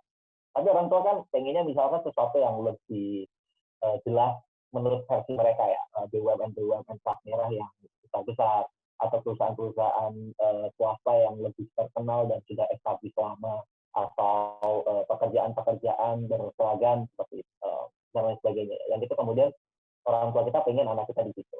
Tapi kita pengen sesuatu yang misalkan lebih relate kepada hal kita hari ini dan bidang kita hari ini dan juga keadaan dunia hari ini. Sebenarnya kita memilih ke startup digital. Nah, pertanyaan adalah orang tua yang nggak sepakat tersebut adalah karena beliau yang belum dipahami soal pilihan tersebut, atau beliau yang kemudian belum dijelaskan soal pekerjaan tersebut, cara komunikasi kita yang salah, atau apa. Nah, itu yang perlu kita evaluasi. Nah, kalau itu udah ketemu, ya udah dikomunikasikan dengan baik-baik. Kalau menurut saya sih prinsipnya adalah komunikasi. Karena orang tua itu kan prinsipnya nggak pengen anaknya itu jelek, nggak pengen anaknya itu tidak sukses, nggak pengen anaknya itu nggak bermanfaat. Ya udah, berarti pastikan bahwa teman-teman bisa menjadi champion di bidang tersebut, teman-teman bisa sukses dari bidang tersebut, teman-teman bisa segera mandiri, tidak bergantung kepada uang orang tua dan juga fasilitas-fasilitas yang diberikan orang tua. Teman-teman bisa meyakinkan bahwa bidang tersebut yang bisa menghidupi teman-teman, dan juga teman-teman harus meyakinkan bahwa di situ teman-teman bermanfaat, ada impact yang diberikan. Ya udah, dijelaskan aja bahwa teman-teman bisa mandiri, teman-teman di situ merasa berdaya dan bisa bermanfaat. Mungkin begitu, Pak.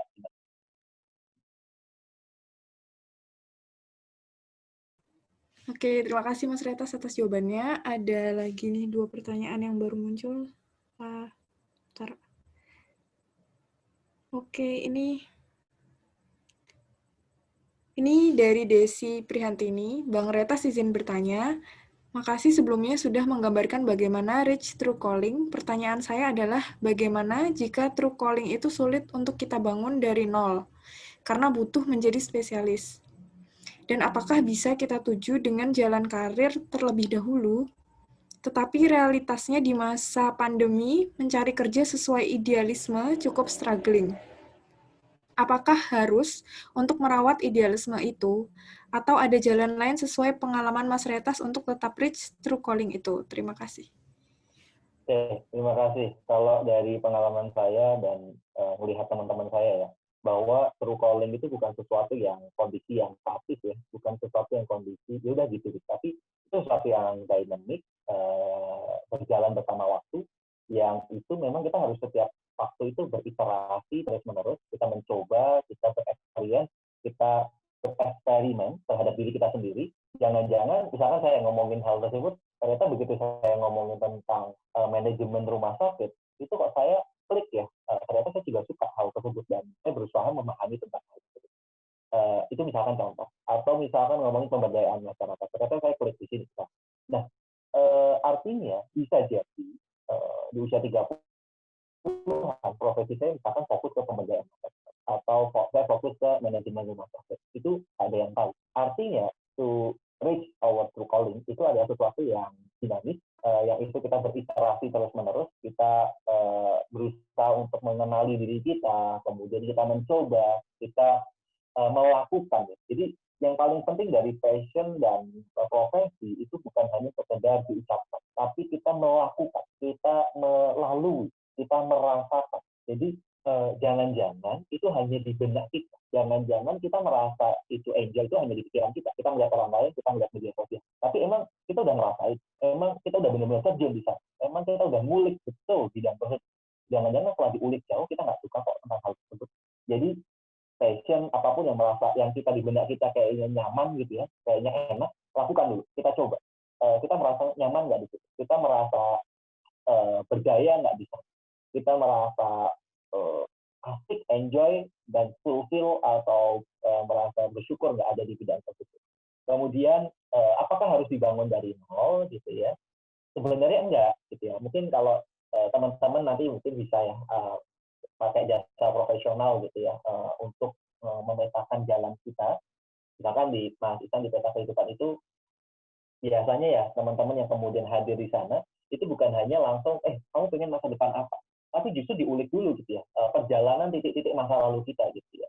Jadi misalkan usia kita 23 atau 22 gitu ya. Selain kita melihat 5, 10, 20, 30 tahun ke depan, kita juga melihat ke belakang gitu ya. Kita melihat ke belakang titik-titik apa yang sudah kita lalui selama hidup kita gitu ya. Di mana kita SD, apa capaian-capaian ketika kita SD, bidang apa yang kita sukai di sana.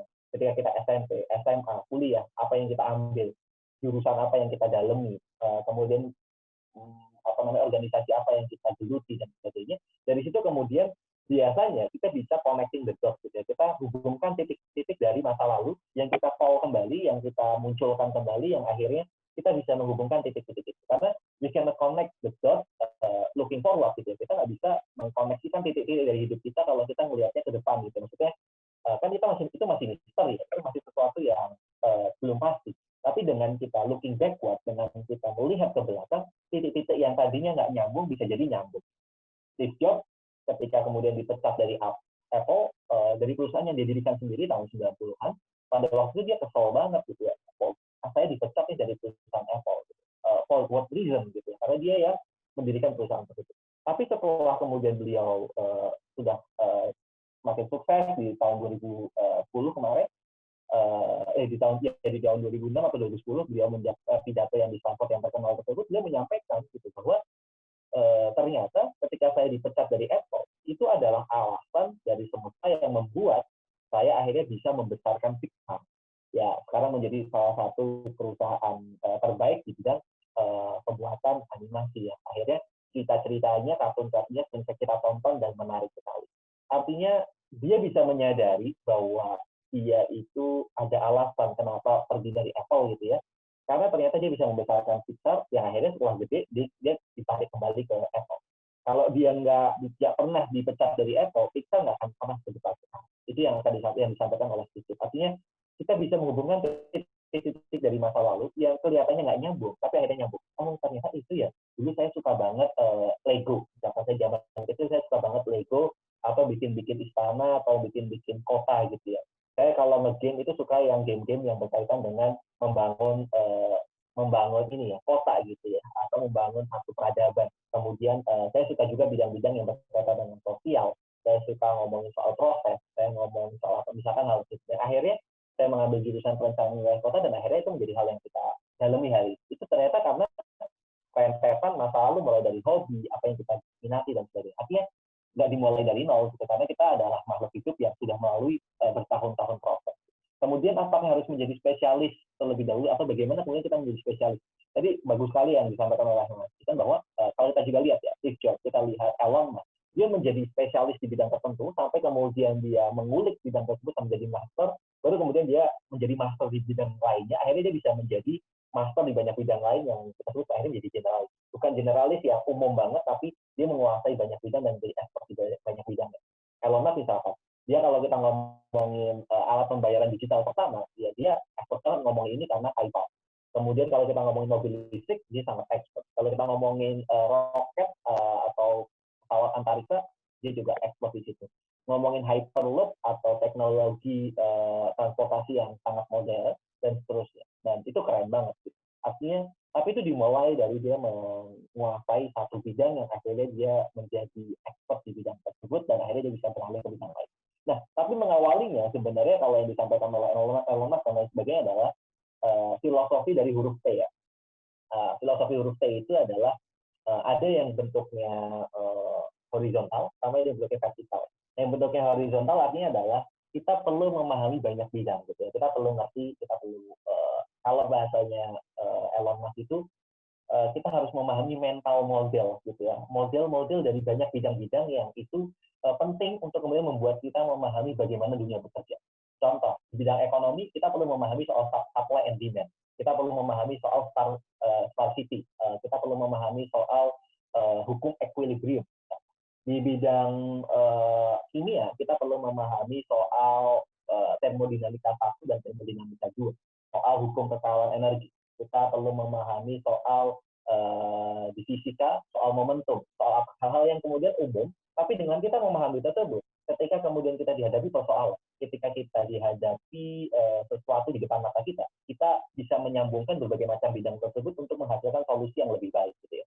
Misalkan kita dihadapkan satu masalah, kemudian kita langsung misalkan dicontoh bagaimana bisnis bisa survive di masa pandemi. Kemudian kita langsung ingat, oh iya, di biologi itu kita punya ada teori evolusi yang pertama dan yang kedua. Yang pertama adalah survival of the fittest gitu ya. Jadi siapa yang kemudian paling kuat, siapa yang kemudian paling bisa bertahan, paling bisa survive di masa kondisi seperti ini, dia akan masih bertahan dan tidak punah atau tidak bangkrut. Kemudian kita tahu hukum yang kedua adalah soal siapa yang paling bisa beradaptasi, yang paling bisa menyesuaikan diri, dia akan bisa memenangkan. Oke, berarti bisnis kita harus seperti itu misalnya. Kemudian kita ngerti juga soal supply and demand gitu ya. Ya di mana ada permintaan, pasti di mana ada permintaan, di mana ada kebutuhan, ya di situ akan terjadi titik temunya. Ya udah, berarti permintaan masyarakat hari ini tentang apa? Oh, pengennya online, oh pengennya apa? Kita sambungkan dengan hal-hal tersebut. Jadi dengan kita menguasai banyak mental model, akhirnya kita bisa memahami dunia bekerja dan kita bisa menghasilkan solusi-solusi yang terbaik. Nah, itu adalah filosofi dari horizontal.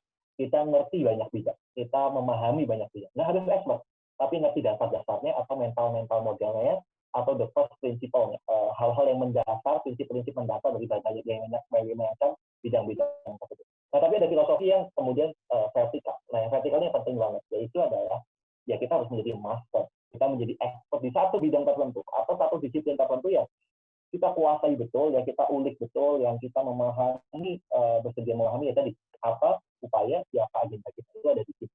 Tapi kemudian apa kalau misalkan mas saya udah merasa cukup nih di sini, boleh nggak nambah yang lain? Boleh banget. Tapi syaratnya adalah yang dikejar itu sebenarnya bukanlah sensasi, tapi kedalaman. Kita benar-benar mendalami hal tersebut, bukannya ingin terlihat keren. Jadi kedalaman makna ya. Jadi kita benar-benar expert di situ, bukan hanya sekedar tahu, kalau sudah tahu ya masih di horizontal. Itu Mbak. Thank you. Oke, terima kasih Mas Retas atas jawabannya. Kita langsung aja masuk ke sesi tanya jawab ya. Tadi teman-teman juga udah ada beberapa tanya di kolom chat. Mungkin nanti ini bisa tanya ke Mas Isnan dan Mas Retas juga. Yang pertama ada pertanyaan buat Mas Isnan dan Mas Retas dari Desi. Pertanyaannya seperti ini, bagaimana sebentar. Oke, pertanyaannya gini dari Desi. Bang izin bertanya, bagaimana perjalanan Bang Isnan dan Bang Retas akhirnya menemukan passion atau bahkan ikigai seperti itu? Karena saya sendiri masih kesulitan untuk mendefine apa yang benar-benar jadi panggilan hidup saya. Gitu. Mungkin dari Mas Isnan atau Mas Retas. Mas Isnan mungkin ingin menjawab sebenarnya bagaimana Mas Isnan menemukan passion Mas Isnan saat dulu mungkin. Kalau untuk ditanya riwayat, saya menentukan atau menyusun life mapping saya pas semester 2 kuliah. Jadi 1 Januari 2010. Sekarang usianya sudah hampir 11 tahun ya, jadi 10 tahun jalan ke 11. Nah, pertanyaan saya, coba bayangin mahasiswa semester 2 bikin life mapping. Itu coba tanya ke Atik tuh. Semester 2 sudah dapat materi kuliah apa di psikologi? Kan sebenarnya psikologinya belum dapat ya. Kayak gitu. Tapi tahu nggak kenapa saya beranikan diri untuk menyusun life mapping, sok-sokan punya ikigai, sok-sokan punya passion kayak gitu. Itu jujur hidup saya itu dibangun atas momen dan momen. Jadi saya sangat menghargai momen. Ketemu manusia, ketemu orang itu, saya selalu punya keyakinan bahwa pasti kalau saya dipertemukan dengan seseorang, itu nggak mungkin karena sebuah kebetulan. Pasti Allah itu ngirim orang ini untuk ketemu sama saya, kayak gitu. Nah, termasuk suatu saat, bayangkan saya di semester 1, itu diminta untuk ngisi pelatihan guru-guru PAUD sekecamatan Umbul Harjo. Kebayang nggak mahasiswa semester 1 itu di psikologi udah dapat materi kuliah apa? Saya baru dapat materi kuliah psikologi perkembangan anak zaman itu. Dan apa yang saya lakukan, saya harus ngisi ke guru-guru PAUD di kecamatan itu. Nah, ini mungkin tidak menjawab secara langsung cara menemukan passion ini, tapi saya kasih tahu, ini loh, yang terjadi pada diri saya, yaitu apa? Yaitu ketika pas ngisi, saya itu cuma mengcopy materi kuliah dari dosen kami, Bu M.G. Adianti, itu salah satu dosen perkembangan, kayak gitu, untuk saya jelaskan kepada guru-guru TK, guru-guru PAUD di Kecamatan Umbul Harjo. Apa yang terjadi? Beberapa itu matanya sampai berkaca-kaca, gara-gara setelah selesai acara itu bilang ke saya, Mas Isnan, kami itu bertahun-tahun jadi guru TK, kami itu nggak pernah dapat materi sepenting ini. Padahal menurut kami materi ini penting banget terkait dengan tumbuh kembang anak dan semacamnya. Hari itu saya memutuskan bahwa ini berarti salah satu hal yang harus saya lakukan adalah membawa dunia perkuliahan secara teoretik ini harus kembali ke masyarakat dan bisa dimanfaatkan masyarakat segera. Apapun caranya, entah gimana caranya itu diurus belakangan. Yang penting saya harus punya kontribusi untuk membawa teori-teori dari kampus itu untuk bisa dimanfaatkan oleh masyarakat kayak gitu.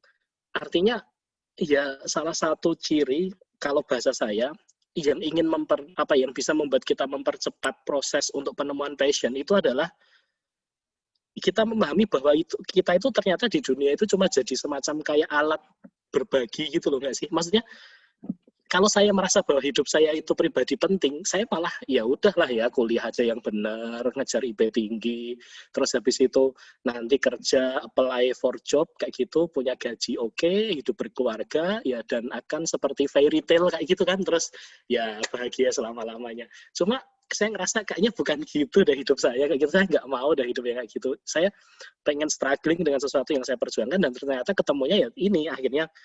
Ya, nah itu yang pertama ya, yaitu hidup dari momen ke momen dan hargailah setiap momen sehingga kita tahu bahwa di mana kita bermanfaat. Nomor dua adalah, saya selalu yakin bahwa salah satu cara Tuhan menjawab doa-doa kita adalah dengan mempertemukan kita dengan orang-orang yang mengarahkan kita ke pilihan-pilihan hidup kita. Saya di tahun 2013, kalau nggak salah, di tahun 2013 atau 2014, kurang lebih 4 tahun setelah saya nyusun life mapping itu, saya berada dalam sebuah keraguan kayak, ini serius, idealisme semacam ini layak untuk dipertahankan gitu ya. Saya ngerasa kayaknya ini cuma ambisi anak S1 yang masih belum tahu apa-apa deh kayak gitu. Tapi tahu nggak, tiba-tiba saya ketemu satu tahun itu, saya ketemu dengan 3 orang. Nomor 1, Prof. Ais Senarti, menjadi guru besar IPB untuk bidang ilmu ketahanan keluarga hari ini. Nomor 2, ketemu Bu Eli Risman, seorang pakar dalam bidang ilmu parenting kayak gitu ya, psikolog dan parenting.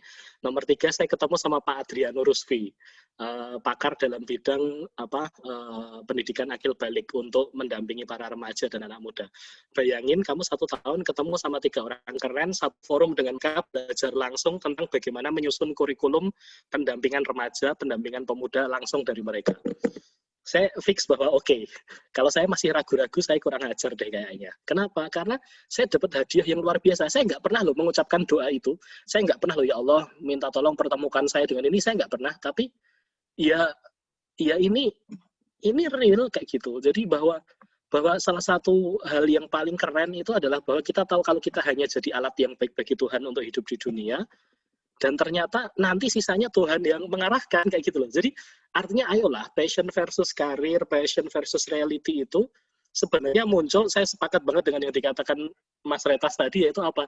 Jangan-jangan itu ada di dalam minda kita, jangan-jangan itu dalam pikiran kita, jangan-jangan itu ada di dalam overthinking kita, jangan-jangan itu ada di dalam insecurity kita.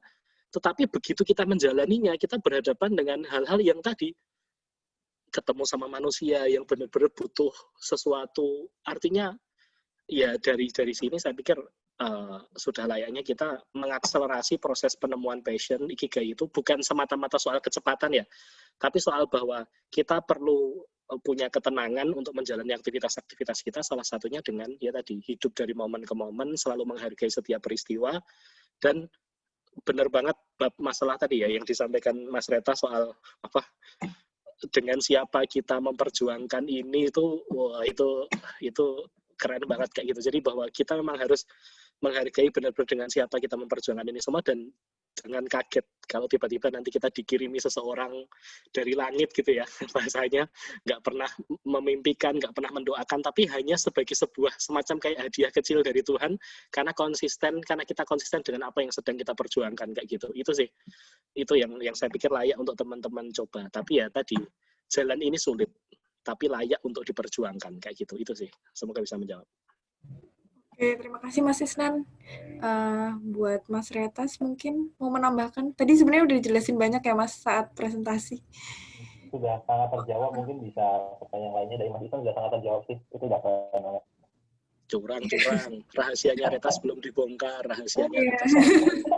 Ayolah, saya pikir Mas Retas pasti juga punya pengalaman, terutama ini sih Mas Retas, tentang kayaknya menemukan passion itu kan kadangkala seringkali hari ini cuma jadi kayak semacam gosip gitu ya. Temukan dong passionmu gitu. Nah, coba deh, saya pikir melahirkan Shirvano, melahirkan aktivitas-aktivitas sekarang itu kan adalah sebuah buah pikir yang dari kegelisahan ke kegelisahan gitu. Jadi share lah di sini. Mungkin kita juga bisa belajar dari Mas Retas gitu, dengan ikigai Mas sampai saat ini bisa kemudian melahirkan Shirvano dan banyak hal yang bermanfaat gitu Mas. Mungkin saya share ini ya, kalau bahasanya Pak Adriano atau Bang Aat itu kan aha moment ya. Mungkin tadi Mas Isnan cerita soal aha momennya ketika diminta misi, kemudian ternyata materi apa yang kemudian dipelajari di kuliah itu sangat dibutuhkan di masyarakat. Itu kan aha moment yang bagi saya itu loh yang harusnya kita terus menerus menemukan aha moment gitu. Tapi ya kalau kita cuma di kamar, kita cuma di rumah, kita maksudnya bukan ya kalau pandemi ya, cuman maksudnya kita kan bisa beyond dari sekedar nggak ngapa-ngapain ya di rumah. Tapi akhirnya kita bisa menemukan aha moment itu dengan kita melakukan, dengan kita bertemu orang, dengan kita keluar dari zona nyaman kita, dengan kita bereksperimen hal-hal baru, akhirnya kita akhirnya ketemu akan aha moment kita. Aha moment yang membuat kita yakin bahwa ya this is my call. Nah, saya menemukan aha moment saya juga itu ketika bahkan ini ya, kalau bagi saya sih sungguh sangat telat ya. Karena saya menemukannya di semester 9, tapi ya nggak telat banget, gitu, karena never too late untuk hal yang sangat penting seperti purpose of life. Nah, saya merasa bahwa udah saatnya saya menseriusi bidang saya ini justru di semester 9. Saya nggak seberuntung teman-teman yang mungkin sejak semester 1, 2, 3 itu mendalami kuliah dengan tekun dan akhirnya merasa menikmati bidang tersebut. Saya memang memilih bidang perusahaan keuangan dengan sangat sadar dan sangat mencintai bidang tersebut. Tapi justru ketika kuliah saya biasa saja, saya nggak mengulik dengan betul bidang tersebut dan saya menyesal karena itu sebenarnya. Tapi karena itu hal yang lewat dan kita harus mensyukuri apa yang ada hari ini. Nah, justru di semester 9 dengan banyak aktivitas saya di BEM, di organisasi yang saya dalam tanda kutip melupakan ilmu kuliah, tiba-tiba saya dapat tawaran untuk membantu satu proyek di Asmat di Papua. Long story short, ketika pergi ke sana, kemudian ketemu dengan masyarakat di sana, ketemu dengan anak-anak kecil di sana, perjalanan yang sangat panjang, yang melelahkan, yang sangat sulit, dan sampai di sana, kemudian saya ngisi di depan bupati, di depan jajaran dinas, satu materi saya kuliah yang itu udah saya lewat lama, akhirnya saya buka kembali, mirip kayak Mas Iksan gini. Kemudian saya sampaikan di sana dan mereka mengucapkan terima kasih atas materi tersebut dan terhadap desain kita, terhadap analisis kita, terhadap bantuan kita. Yang bagi saya langsung ternyata kuliah saya selama ini ada banyak orang yang menanti. Ternyata bidang yang saya geluti ada orang-orang yang menanti saya untuk kita bantu hidupnya, untuk kita sederhanakan masalah mereka, untuk kita bahagiakan kehidupan mereka. Nah, ternyata dari apa yang saya geluti ada orang-orang yang menanti. Dan ternyata orang itu bukan di kanan kiri saya, tapi orang tersebut ada di pelosok Asmat di Papua yang jaraknya 4.000 kilo dari Yogyakarta. Yang itu ternyata mereka menanti apa yang saya pelajari sama. Dari situ di dalam perjalanan pulang, waktu itu kita pulang naik kapal gede 7 lantai, saya sama co-founder saya ngobrol, kemudian kita terpikirkan di masyarakat yang sejauh ini benderanya sama kayak kita, tulang mereka putih, kemudian arah mereka merah putih Indonesia, tapi mereka belum merasakan kemerdekaan seperti yang kita rasakan. Mereka masih hidup di bawah kemiskinan. Waktu itu belum kasus gizi buruk, tapi kita udah melihat banyak anak-anak kecil yang perutnya besar gitu ya. Dan ternyata 3 bulan setelah kita pulang dari situ ada kasus besar KLB, kejadian luar biasa gizi buruk di Asmat yang banyak menelan korban yang ada di sana. Dan kita melihat bahwa ini selama Indonesia merdeka ada daerah yang seperti ini. Dan kita yakin ada banyak daerah-daerah lain di luar sana yang punya problem seperti ini. Karena itu saya ngobrol sama teman saya itu, bisa nggak kita bantu mereka? Gimana Mas? Ya kita solusi bidang kita ini dan akhirnya kita terjun keliling ke daerah-daerah tersebut. Dan ternyata kalau lagi keren banget bahasa yang maksudnya adalah kalau kita konsisten dengan hal tersebut, akhirnya Allah akan kirimkan orang-orang yang akan membantu kita menjalani hal tersebut dan dipertemukan dengan orang-orang yang tepat. Dalam perjalanannya saya dipertemukan dengan orang-orang yang sangat baik, yang rela iuran. Pada waktu itu kita pernah 1 malam di Ancol, itu kita iuran untuk korban bencana di Lombok. Kita presentasikan desain masjid dari Silvano untuk membantu korban bencana. Dalam 1 malam terkumpul 1,1 M dari target kita 600 juta. Dari 1,1 M itu kita bangun 3 musola di Lombok, dan teman-teman Silvano dengan baik hati mendesain tempat-tempat itu secara gratis dan bolak-balik ke Lombok. Artinya kita akhirnya merasa begitu di Lombok terbangun, banyak orang mengucapkan terima kasih, kirim foto, Mas sudah dilakukan pengajian di sini, sudah dilakukan TPA, kami bikinkan jadi TK, dan terus berkembang besar dari masjid-masjid yang kita bangun dan dari rumah-rumah mereka yang roboh. Dari situ kemudian saya merasa bahwa bidang kita ada yang bermanfaat ya. Ada orang yang menanti, ada orang yang bersyukur kita mempelajari bidang tersebut. kenapa nggak kita lanjutkan? Dari situ kita lanjutkan, kita ke Palu, pasca likuifaksi, kita ke ke Yahukimo, di Papua juga, yang daerah yang sangat pelosok di tengah Papua, dan seterusnya dan seterusnya.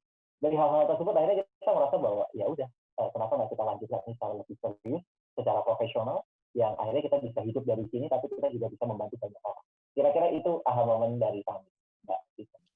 Terima kasih. Sama-sama. Itu jadi kan penting nih, rahasianya harus dikulik bener ini. Iya. Ternyata di balik Silvano ada ini ya, Mas, ada misi dan yang sangat dalam banget gitu. Luar biasa. Insya Allah. Oke, ini ada pertanyaan lagi buat Mas Reta sama Mas Isnan. Mungkin 2 pertanyaan lagi ya, Mas. Oke. Pertanyaannya, jadi gini, dari dia izin bertanya, beberapa mendengar cerita dari orang yang sudah bekerja 5-30 tahun. Ini tadi yang mungkin dari cerita Mas Isnan juga, awalnya merasa bahwa yang ia lakukan adalah passion atau panggilan jiwa orang tersebut. Akan tetapi dengan aktivitas atau pekerjaan yang sehari-hari dijalani, ia merasa bahwa itu bukan passion dia lagi, malah ingin melakukan hal yang berbeda, 180 derajat dengan hal yang dia lakukan sekarang. Apakah itu hanya bosan, passion itu bisa berubah-ubah, atau sebenarnya pada saat merasa sudah menemukan passion di masa lampau, dia belum menemukan passion atau panggilan jiwanya. Jadi istilahnya mungkin passion yang sebelumnya itu bukan panggilan jiwanya. Gitu. Mungkin insight dari Mas Isnan atau Mas Reta seperti apa melihat fenomena itu? Siapa dulu nih? Tadi pertanyaan dari siapa, Mbak Tina? Dari Dia Ayu ini. Dia Ayu. Mungkin lebih ke orang yang berubah-ubah passionnya gitu, Mas. Terus di masa lalunya itu berarti apakah itu tandanya dia belum menemukan panggilan jiwanya seperti itu? Oke. Kita mulai dulu ya, nanti Mas Reta selanjutnya. Begini, saya tadi sempat nyebut ya, walaupun asal sebut sih, cuma saya pikir penting untuk kita mengenali bahwa ada pseudo passion tadi, bahwa ya semacam passion sih, tapi kayaknya bukan passion amat kayak gitu. Kenapa? Karena bahwa satu hal yang saya pahami banget gini, yang paling saya suka dari proses coaching dan pendampingan seputar life mapping, career planning kayak gitu yang kami lakukan di Kaki Depan Data ID, itu jangan dikira yang belajar adalah kliennya ya. Jadi yang belajar itu adalah justru kami para fasilitator ini gitu. Jadi salah satu hal yang kami pelajari itu adalah saya menemukan satu buah kesimpulan bahwa ternyata experience is not always the best teacher, kayak gitu. Bahwa pengalaman itu tidak selalu menjadi guru yang terbaik. Kenapa? Karena tidak semua pengalaman itu ternyata kita maknai. Jadi pengalaman yang menjadi guru yang terbaik itu hanyalah pengalaman yang sudah kita maknai, akhirnya kita kelola, kita olah, dan itu akhirnya menjadi sebuah decision. Nah, bisa jadi rata-rata di antara kita itu yang paling agak sedikit menggelisahkan itu merelakan diri untuk hidup dalam udah deh daripada dipikirin ribet-ribet dijalani dulu aja. Iya, di satu sisi itu nggak apa-apa, tapi ya tetap itu ada resikonya. Salah satunya adalah ketika kita memilih zombie mode gitu ya. Jadi zombie mode itu kan masa-masa di mana udahlah yang penting jalan aja, yang penting bertahan hidup, survive. Tapi kadang-kadang kita kehilangan makna. Nah, kalau pas masa-masa kayak gini, experience kita di situ apapun itu tidak akan menambah kematangan diri kita. Kenapa? Karena itu nanti iya menghabiskan waktu, iya menambah pengalaman secara fisikal, iya, tetapi itu tidak menambah makna atau kematangan jiwa kita dalam mengambil keputusan berikutnya. Nah, yang saya khawatirkan ketika kita sudah bekerja, artinya ya bekerja itu kan tidak harus selalu melibatkan seluruh dari jiwa kita ya. Makanya tadi saya sepakat banget ketika dengan Ikigai itu kan ketika bilang bahwa passion itu hanya satu buah puzzle dari diri seseorang ketika akan menemukan true calling, tidak menjadi satu-satunya puzzle. Jadi ketika termasuk karir juga sama, karir itu tidak menjadi satu-satunya hal yang paling penting dalam kehidupan diri seseorang. Artinya hidup seseorang itu dibangun atas puzzle-puzzle. Nah, sekarang pertanyaannya, apakah kita menjamin bahwa ketika kita memiliki sebuah karir, itu diri kita terbangun seutuhnya? Skill kita terupgrade, kemampuan kita, kepekaan atau empati kita terupgrade, kan nggak ada jaminan. Bisa jadi benar-benar, kalau yang agak satir disampaikan Mas Retas tadi, memilih sebuah pekerjaan yang 8 jam kita lakukan selama seharian, sepertiga hidup kita habiskan untuk itu, Nah, itu kita memilih karir yang model apa, apakah kita develop dengan itu. Nah, yang jadi ancaman kan di sana, kalau ternyata kita memilih karir yang tidak develop kita memilih karir dengan sebuah hal yang ternyata ya konsekuensinya kita hanya sekedar hidup di waktu-waktu itu, tetapi tidak bisa memaknai apapun dari sana. Jadi artinya kalau saya ditanya apakah itu hanya bosan, passion itu bisa berubah-ubah, selama manajemen diri kita itu masih belum clear, selama skill dalam memanage diri kita masih belum terlatih, ya apapun itu terasa salah, itu pasti. Apapun terasa salah. Kenapa? Karena tidak sempat masuk ke dalam diri kita secara kuat. Kita belum benar-benar self-disclosure dengan apa yang selama ini kita miliki. Kalau kayak gitu, passion jadi oke, 5 tahun jalan ini, bukan deh, ini bukan passionku, nanti 5 tahun dengan berganti lagi apa, ya kenapa? Karena tidak mendisclosure dirinya dengan cukup serius kayak gitu. Jadi artinya awareness-nya ditingkatkan, lalu mulai acceptance dengan banyak hal yang kita peroleh di situ, pengalamannya dimaknai, dan disimpulkan. Nah, kadang-kadang kita tidak berani menyimpulkan diri kita seperti apa, karena takut mengecap dirinya gagal. Padahal ya kalau kita takut mengecap diri kita gagal, dari siapa lagi kita berharap dapat evaluasi kayak gitu. Jadi keras kepalaan boleh. Syaratnya ya kalau kita nggak terima dikritik orang lain, jadilah seorang pengkritik yang baik untuk dirinya sendiri. Nah, kadang-kadang kan kita di masa-masa ini kan main aman ya. Aku nggak mau terasa jelek atau terlihat buruk kayak gitu. Nah, tapi akhirnya mengorbankan sesuatu yang lebih penting lagi. Kita tidak menemukan true calling kita apa. Jadi passion, karir, dan semacamnya itu tadi dalam Ikigai dijelaskan agak cukup teknis, dia puzzle-puzzle, bukan satu-satunya hal yang harus diperjuangkan untuk menemukan true calling. Dan saya sepakat benar, true calling itu sesuatu hal yang sifatnya dynamic dan itu sebuah proses panjang untuk bisa menemukannya gitu.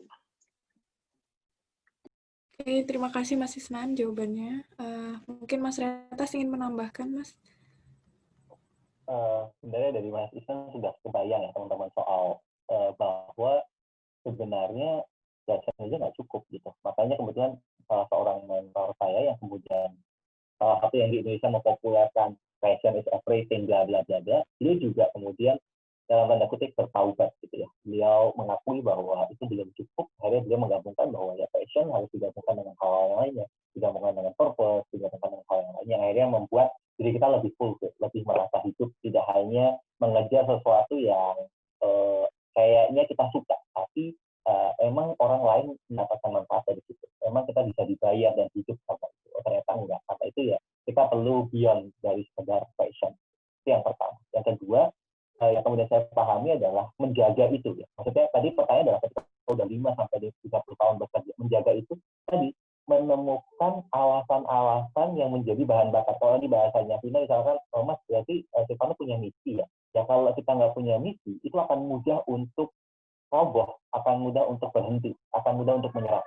Ketika kemudian kita dapat problem, ketika kemudian proyek kita nggak cair-cair uangnya, kemudian ketika pandemi semua komitmen-komitmen di cancel, itu kalau kemudian kita nggak punya sesuatu yang menjadi bahan bakar, ya memilih untuk menyerah, udah deh capek, ternyata nggak sesuai dengan yang terlihat di luar, nggak seindah bayangan, tidak senyaman yang ada di bayangan kita. Ternyata kehidupan ya benar-benar menguji kita gitu, terhadap apa yang kita jadikan sebagai misi hidup kita. Karena itu ya kita perlu bahan bakar, perlu hal-hal yang membuat kita terus terjaga semangatnya, terjaga nyalinya, terjaga komitmen. Ya nyali semangat untuk menyalakan itu bagi saya adalah sumber utama itu adalah why, kenapa, dan temukan kenapa kita melakukan itu. Jadi bukan hanya sekedar apa yang kita sukai, tapi kenapa kita menyukai hal tersebut, kenapa kita rela bersusah payah, rela menjadi ahli di sana, rela menjadikan itu sebagai sebuah profesi. Jadi why-nya tadi menjadi sesuatu yang kuat. Dan ketiga mungkin untuk bisa menjadi lebih rileks, yakinlah bahwa banyak orang itu menunggu kita, menanti manfaat dari keberadaan kita. Dan hari ini kita masih hidup, hari ini kita masih bernafas gitu ya.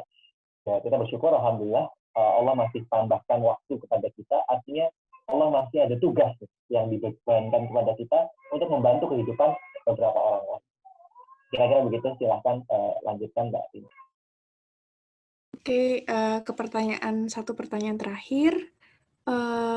Sebenarnya masih ada 2 pertanyaan sih, Mas. Cuma mungkin saya pilih salah satu yang kira-kira sekalian closing statement ya dari Mas Isnan dan Mas Retas seperti itu.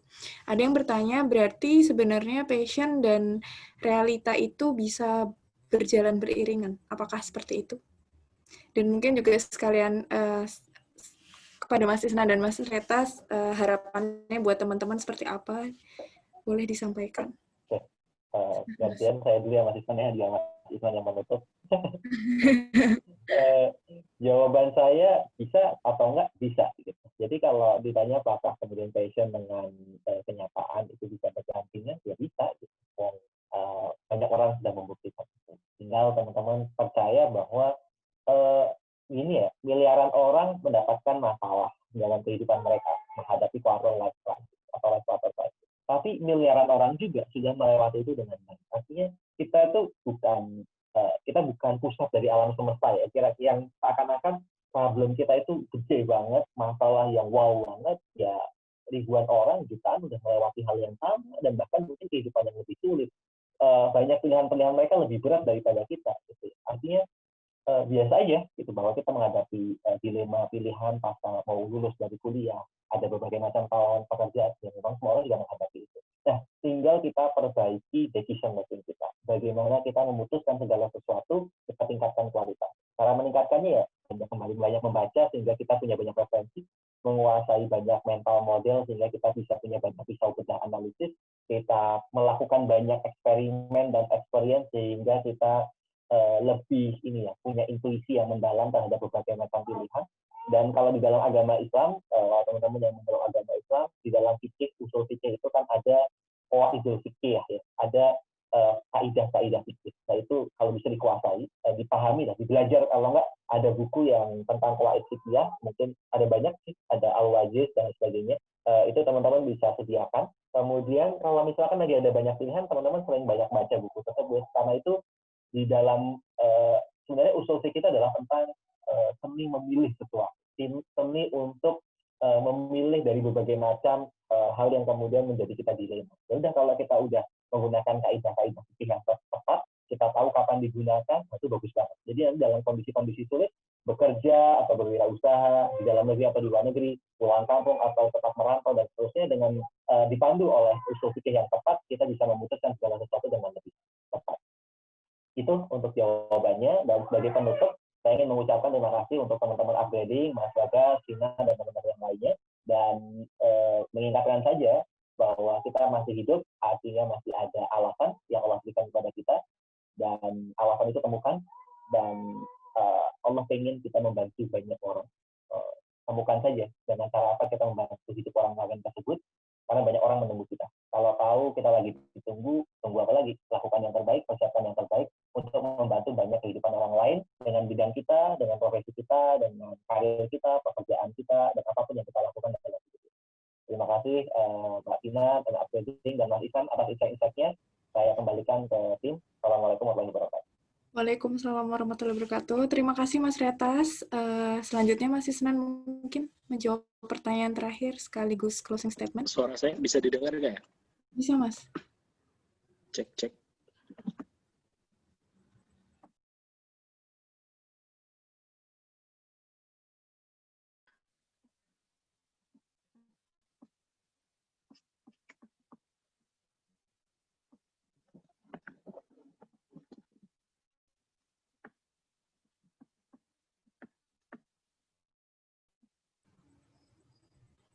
Oh iya, kepada... Suara saya bisa didengar nggak ya? Bisa Mas, kedengaran. Suara Mas Isnan kedengaran. Putus ya?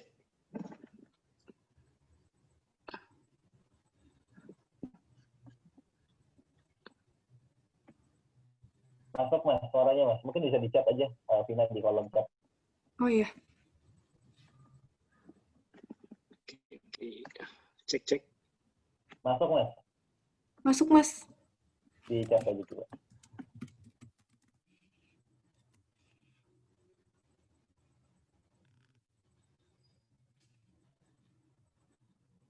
Oke, semoga bisa didengarkan suara yang saya sampaikan, karena saya tidak bisa melihat dan mendengarkan suara teman-teman. Clear ya berarti ya? Ya, mendengar kok, Mas.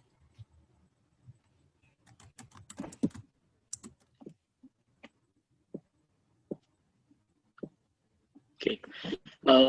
Jadi gini,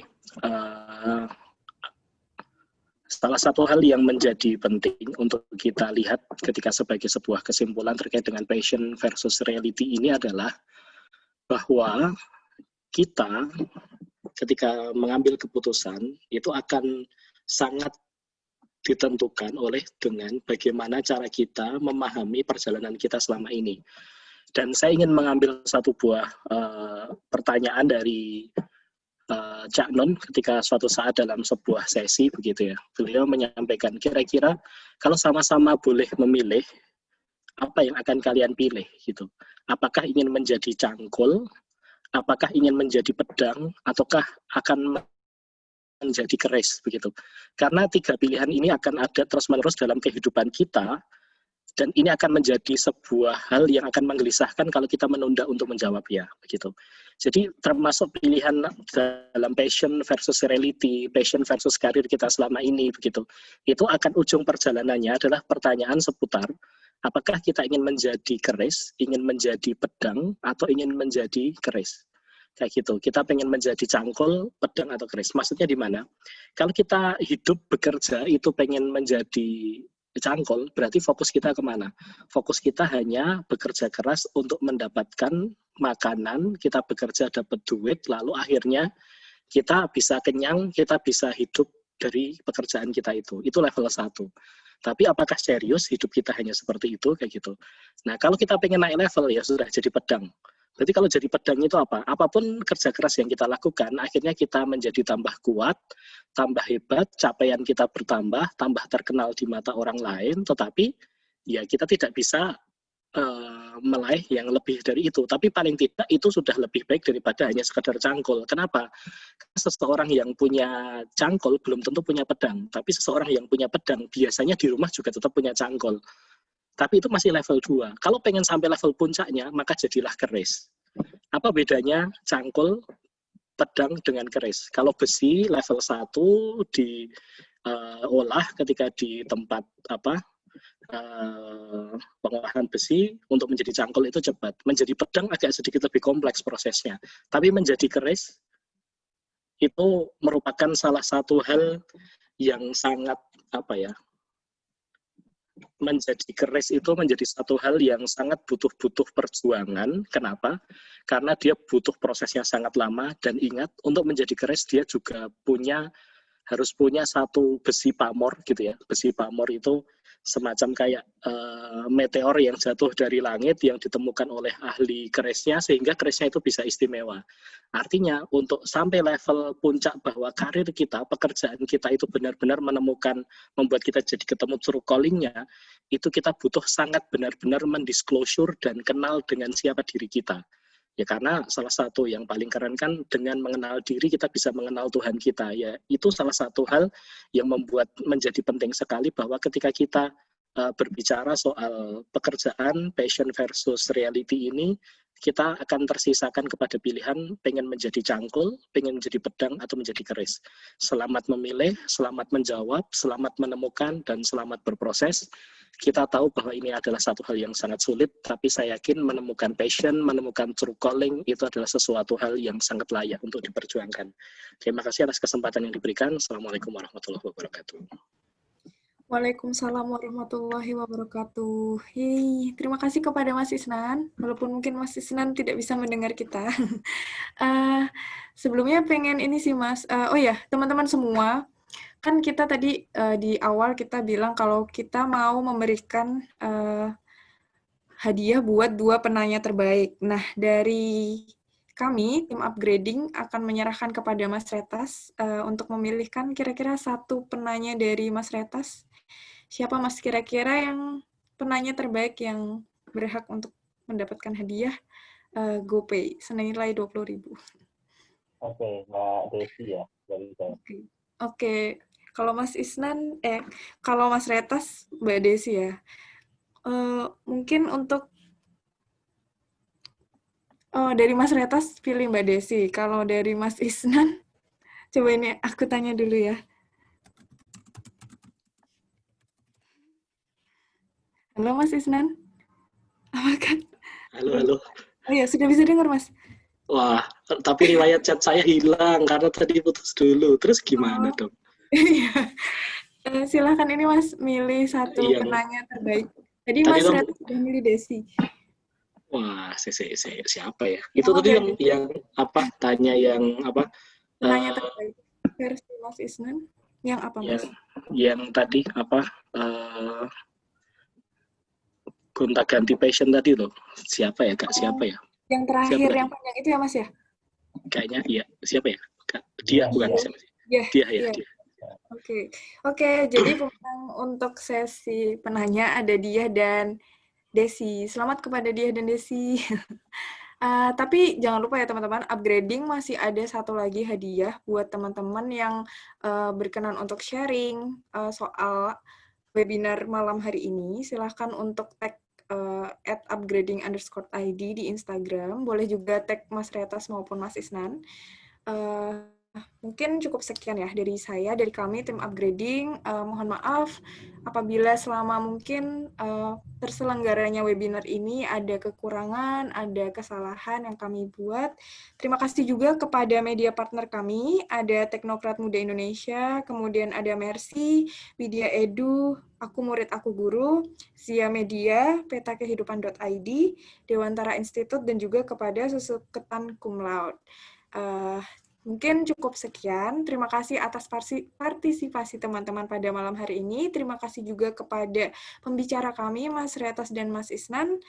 Sampai jumpa di next upgrading webinar. Oh ya, sama ini, ada satu lagi, mungkin spoiler sedikit. Jadi di next upgrading agenda, kita bakal kolaborasi sama petakehidupan.id, punya Mas Isnan.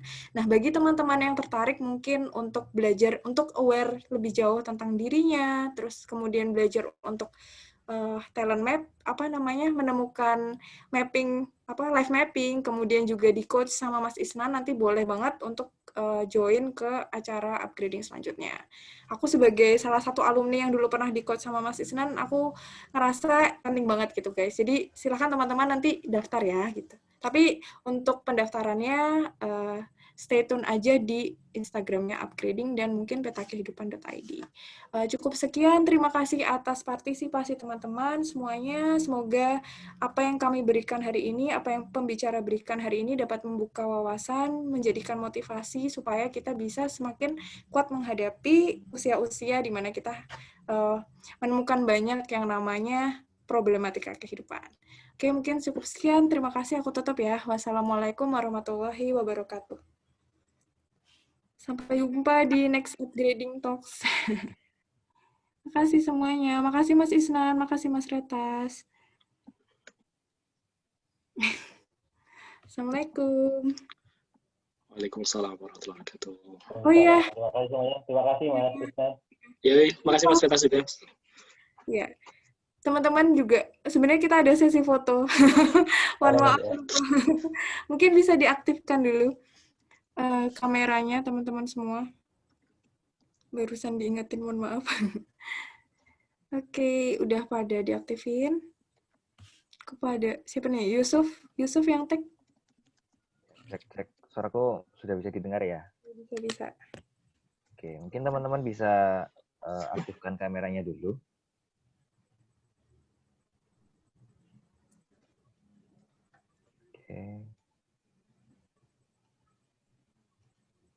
Oke, kita mulai ya untuk yang slide pertama.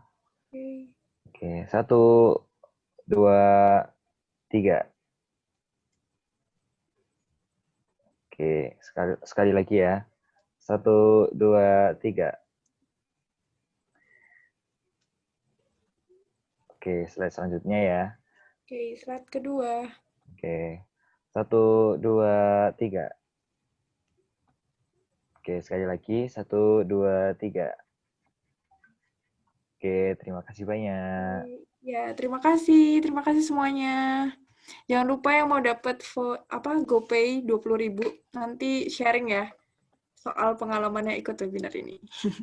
See ya di next upgrade. Dulu ya. Terima Iya, kasih makasih semuanya. Mas Raka. Assalamualaikum. Yo, pamit Makasih teman. mahasiswa. Assalamualaikum. Waalaikumsalam warahmatullahi wabarakatuh.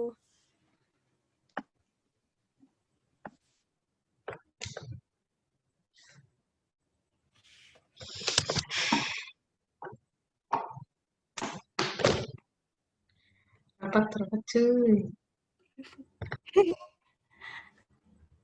Antikir. Ini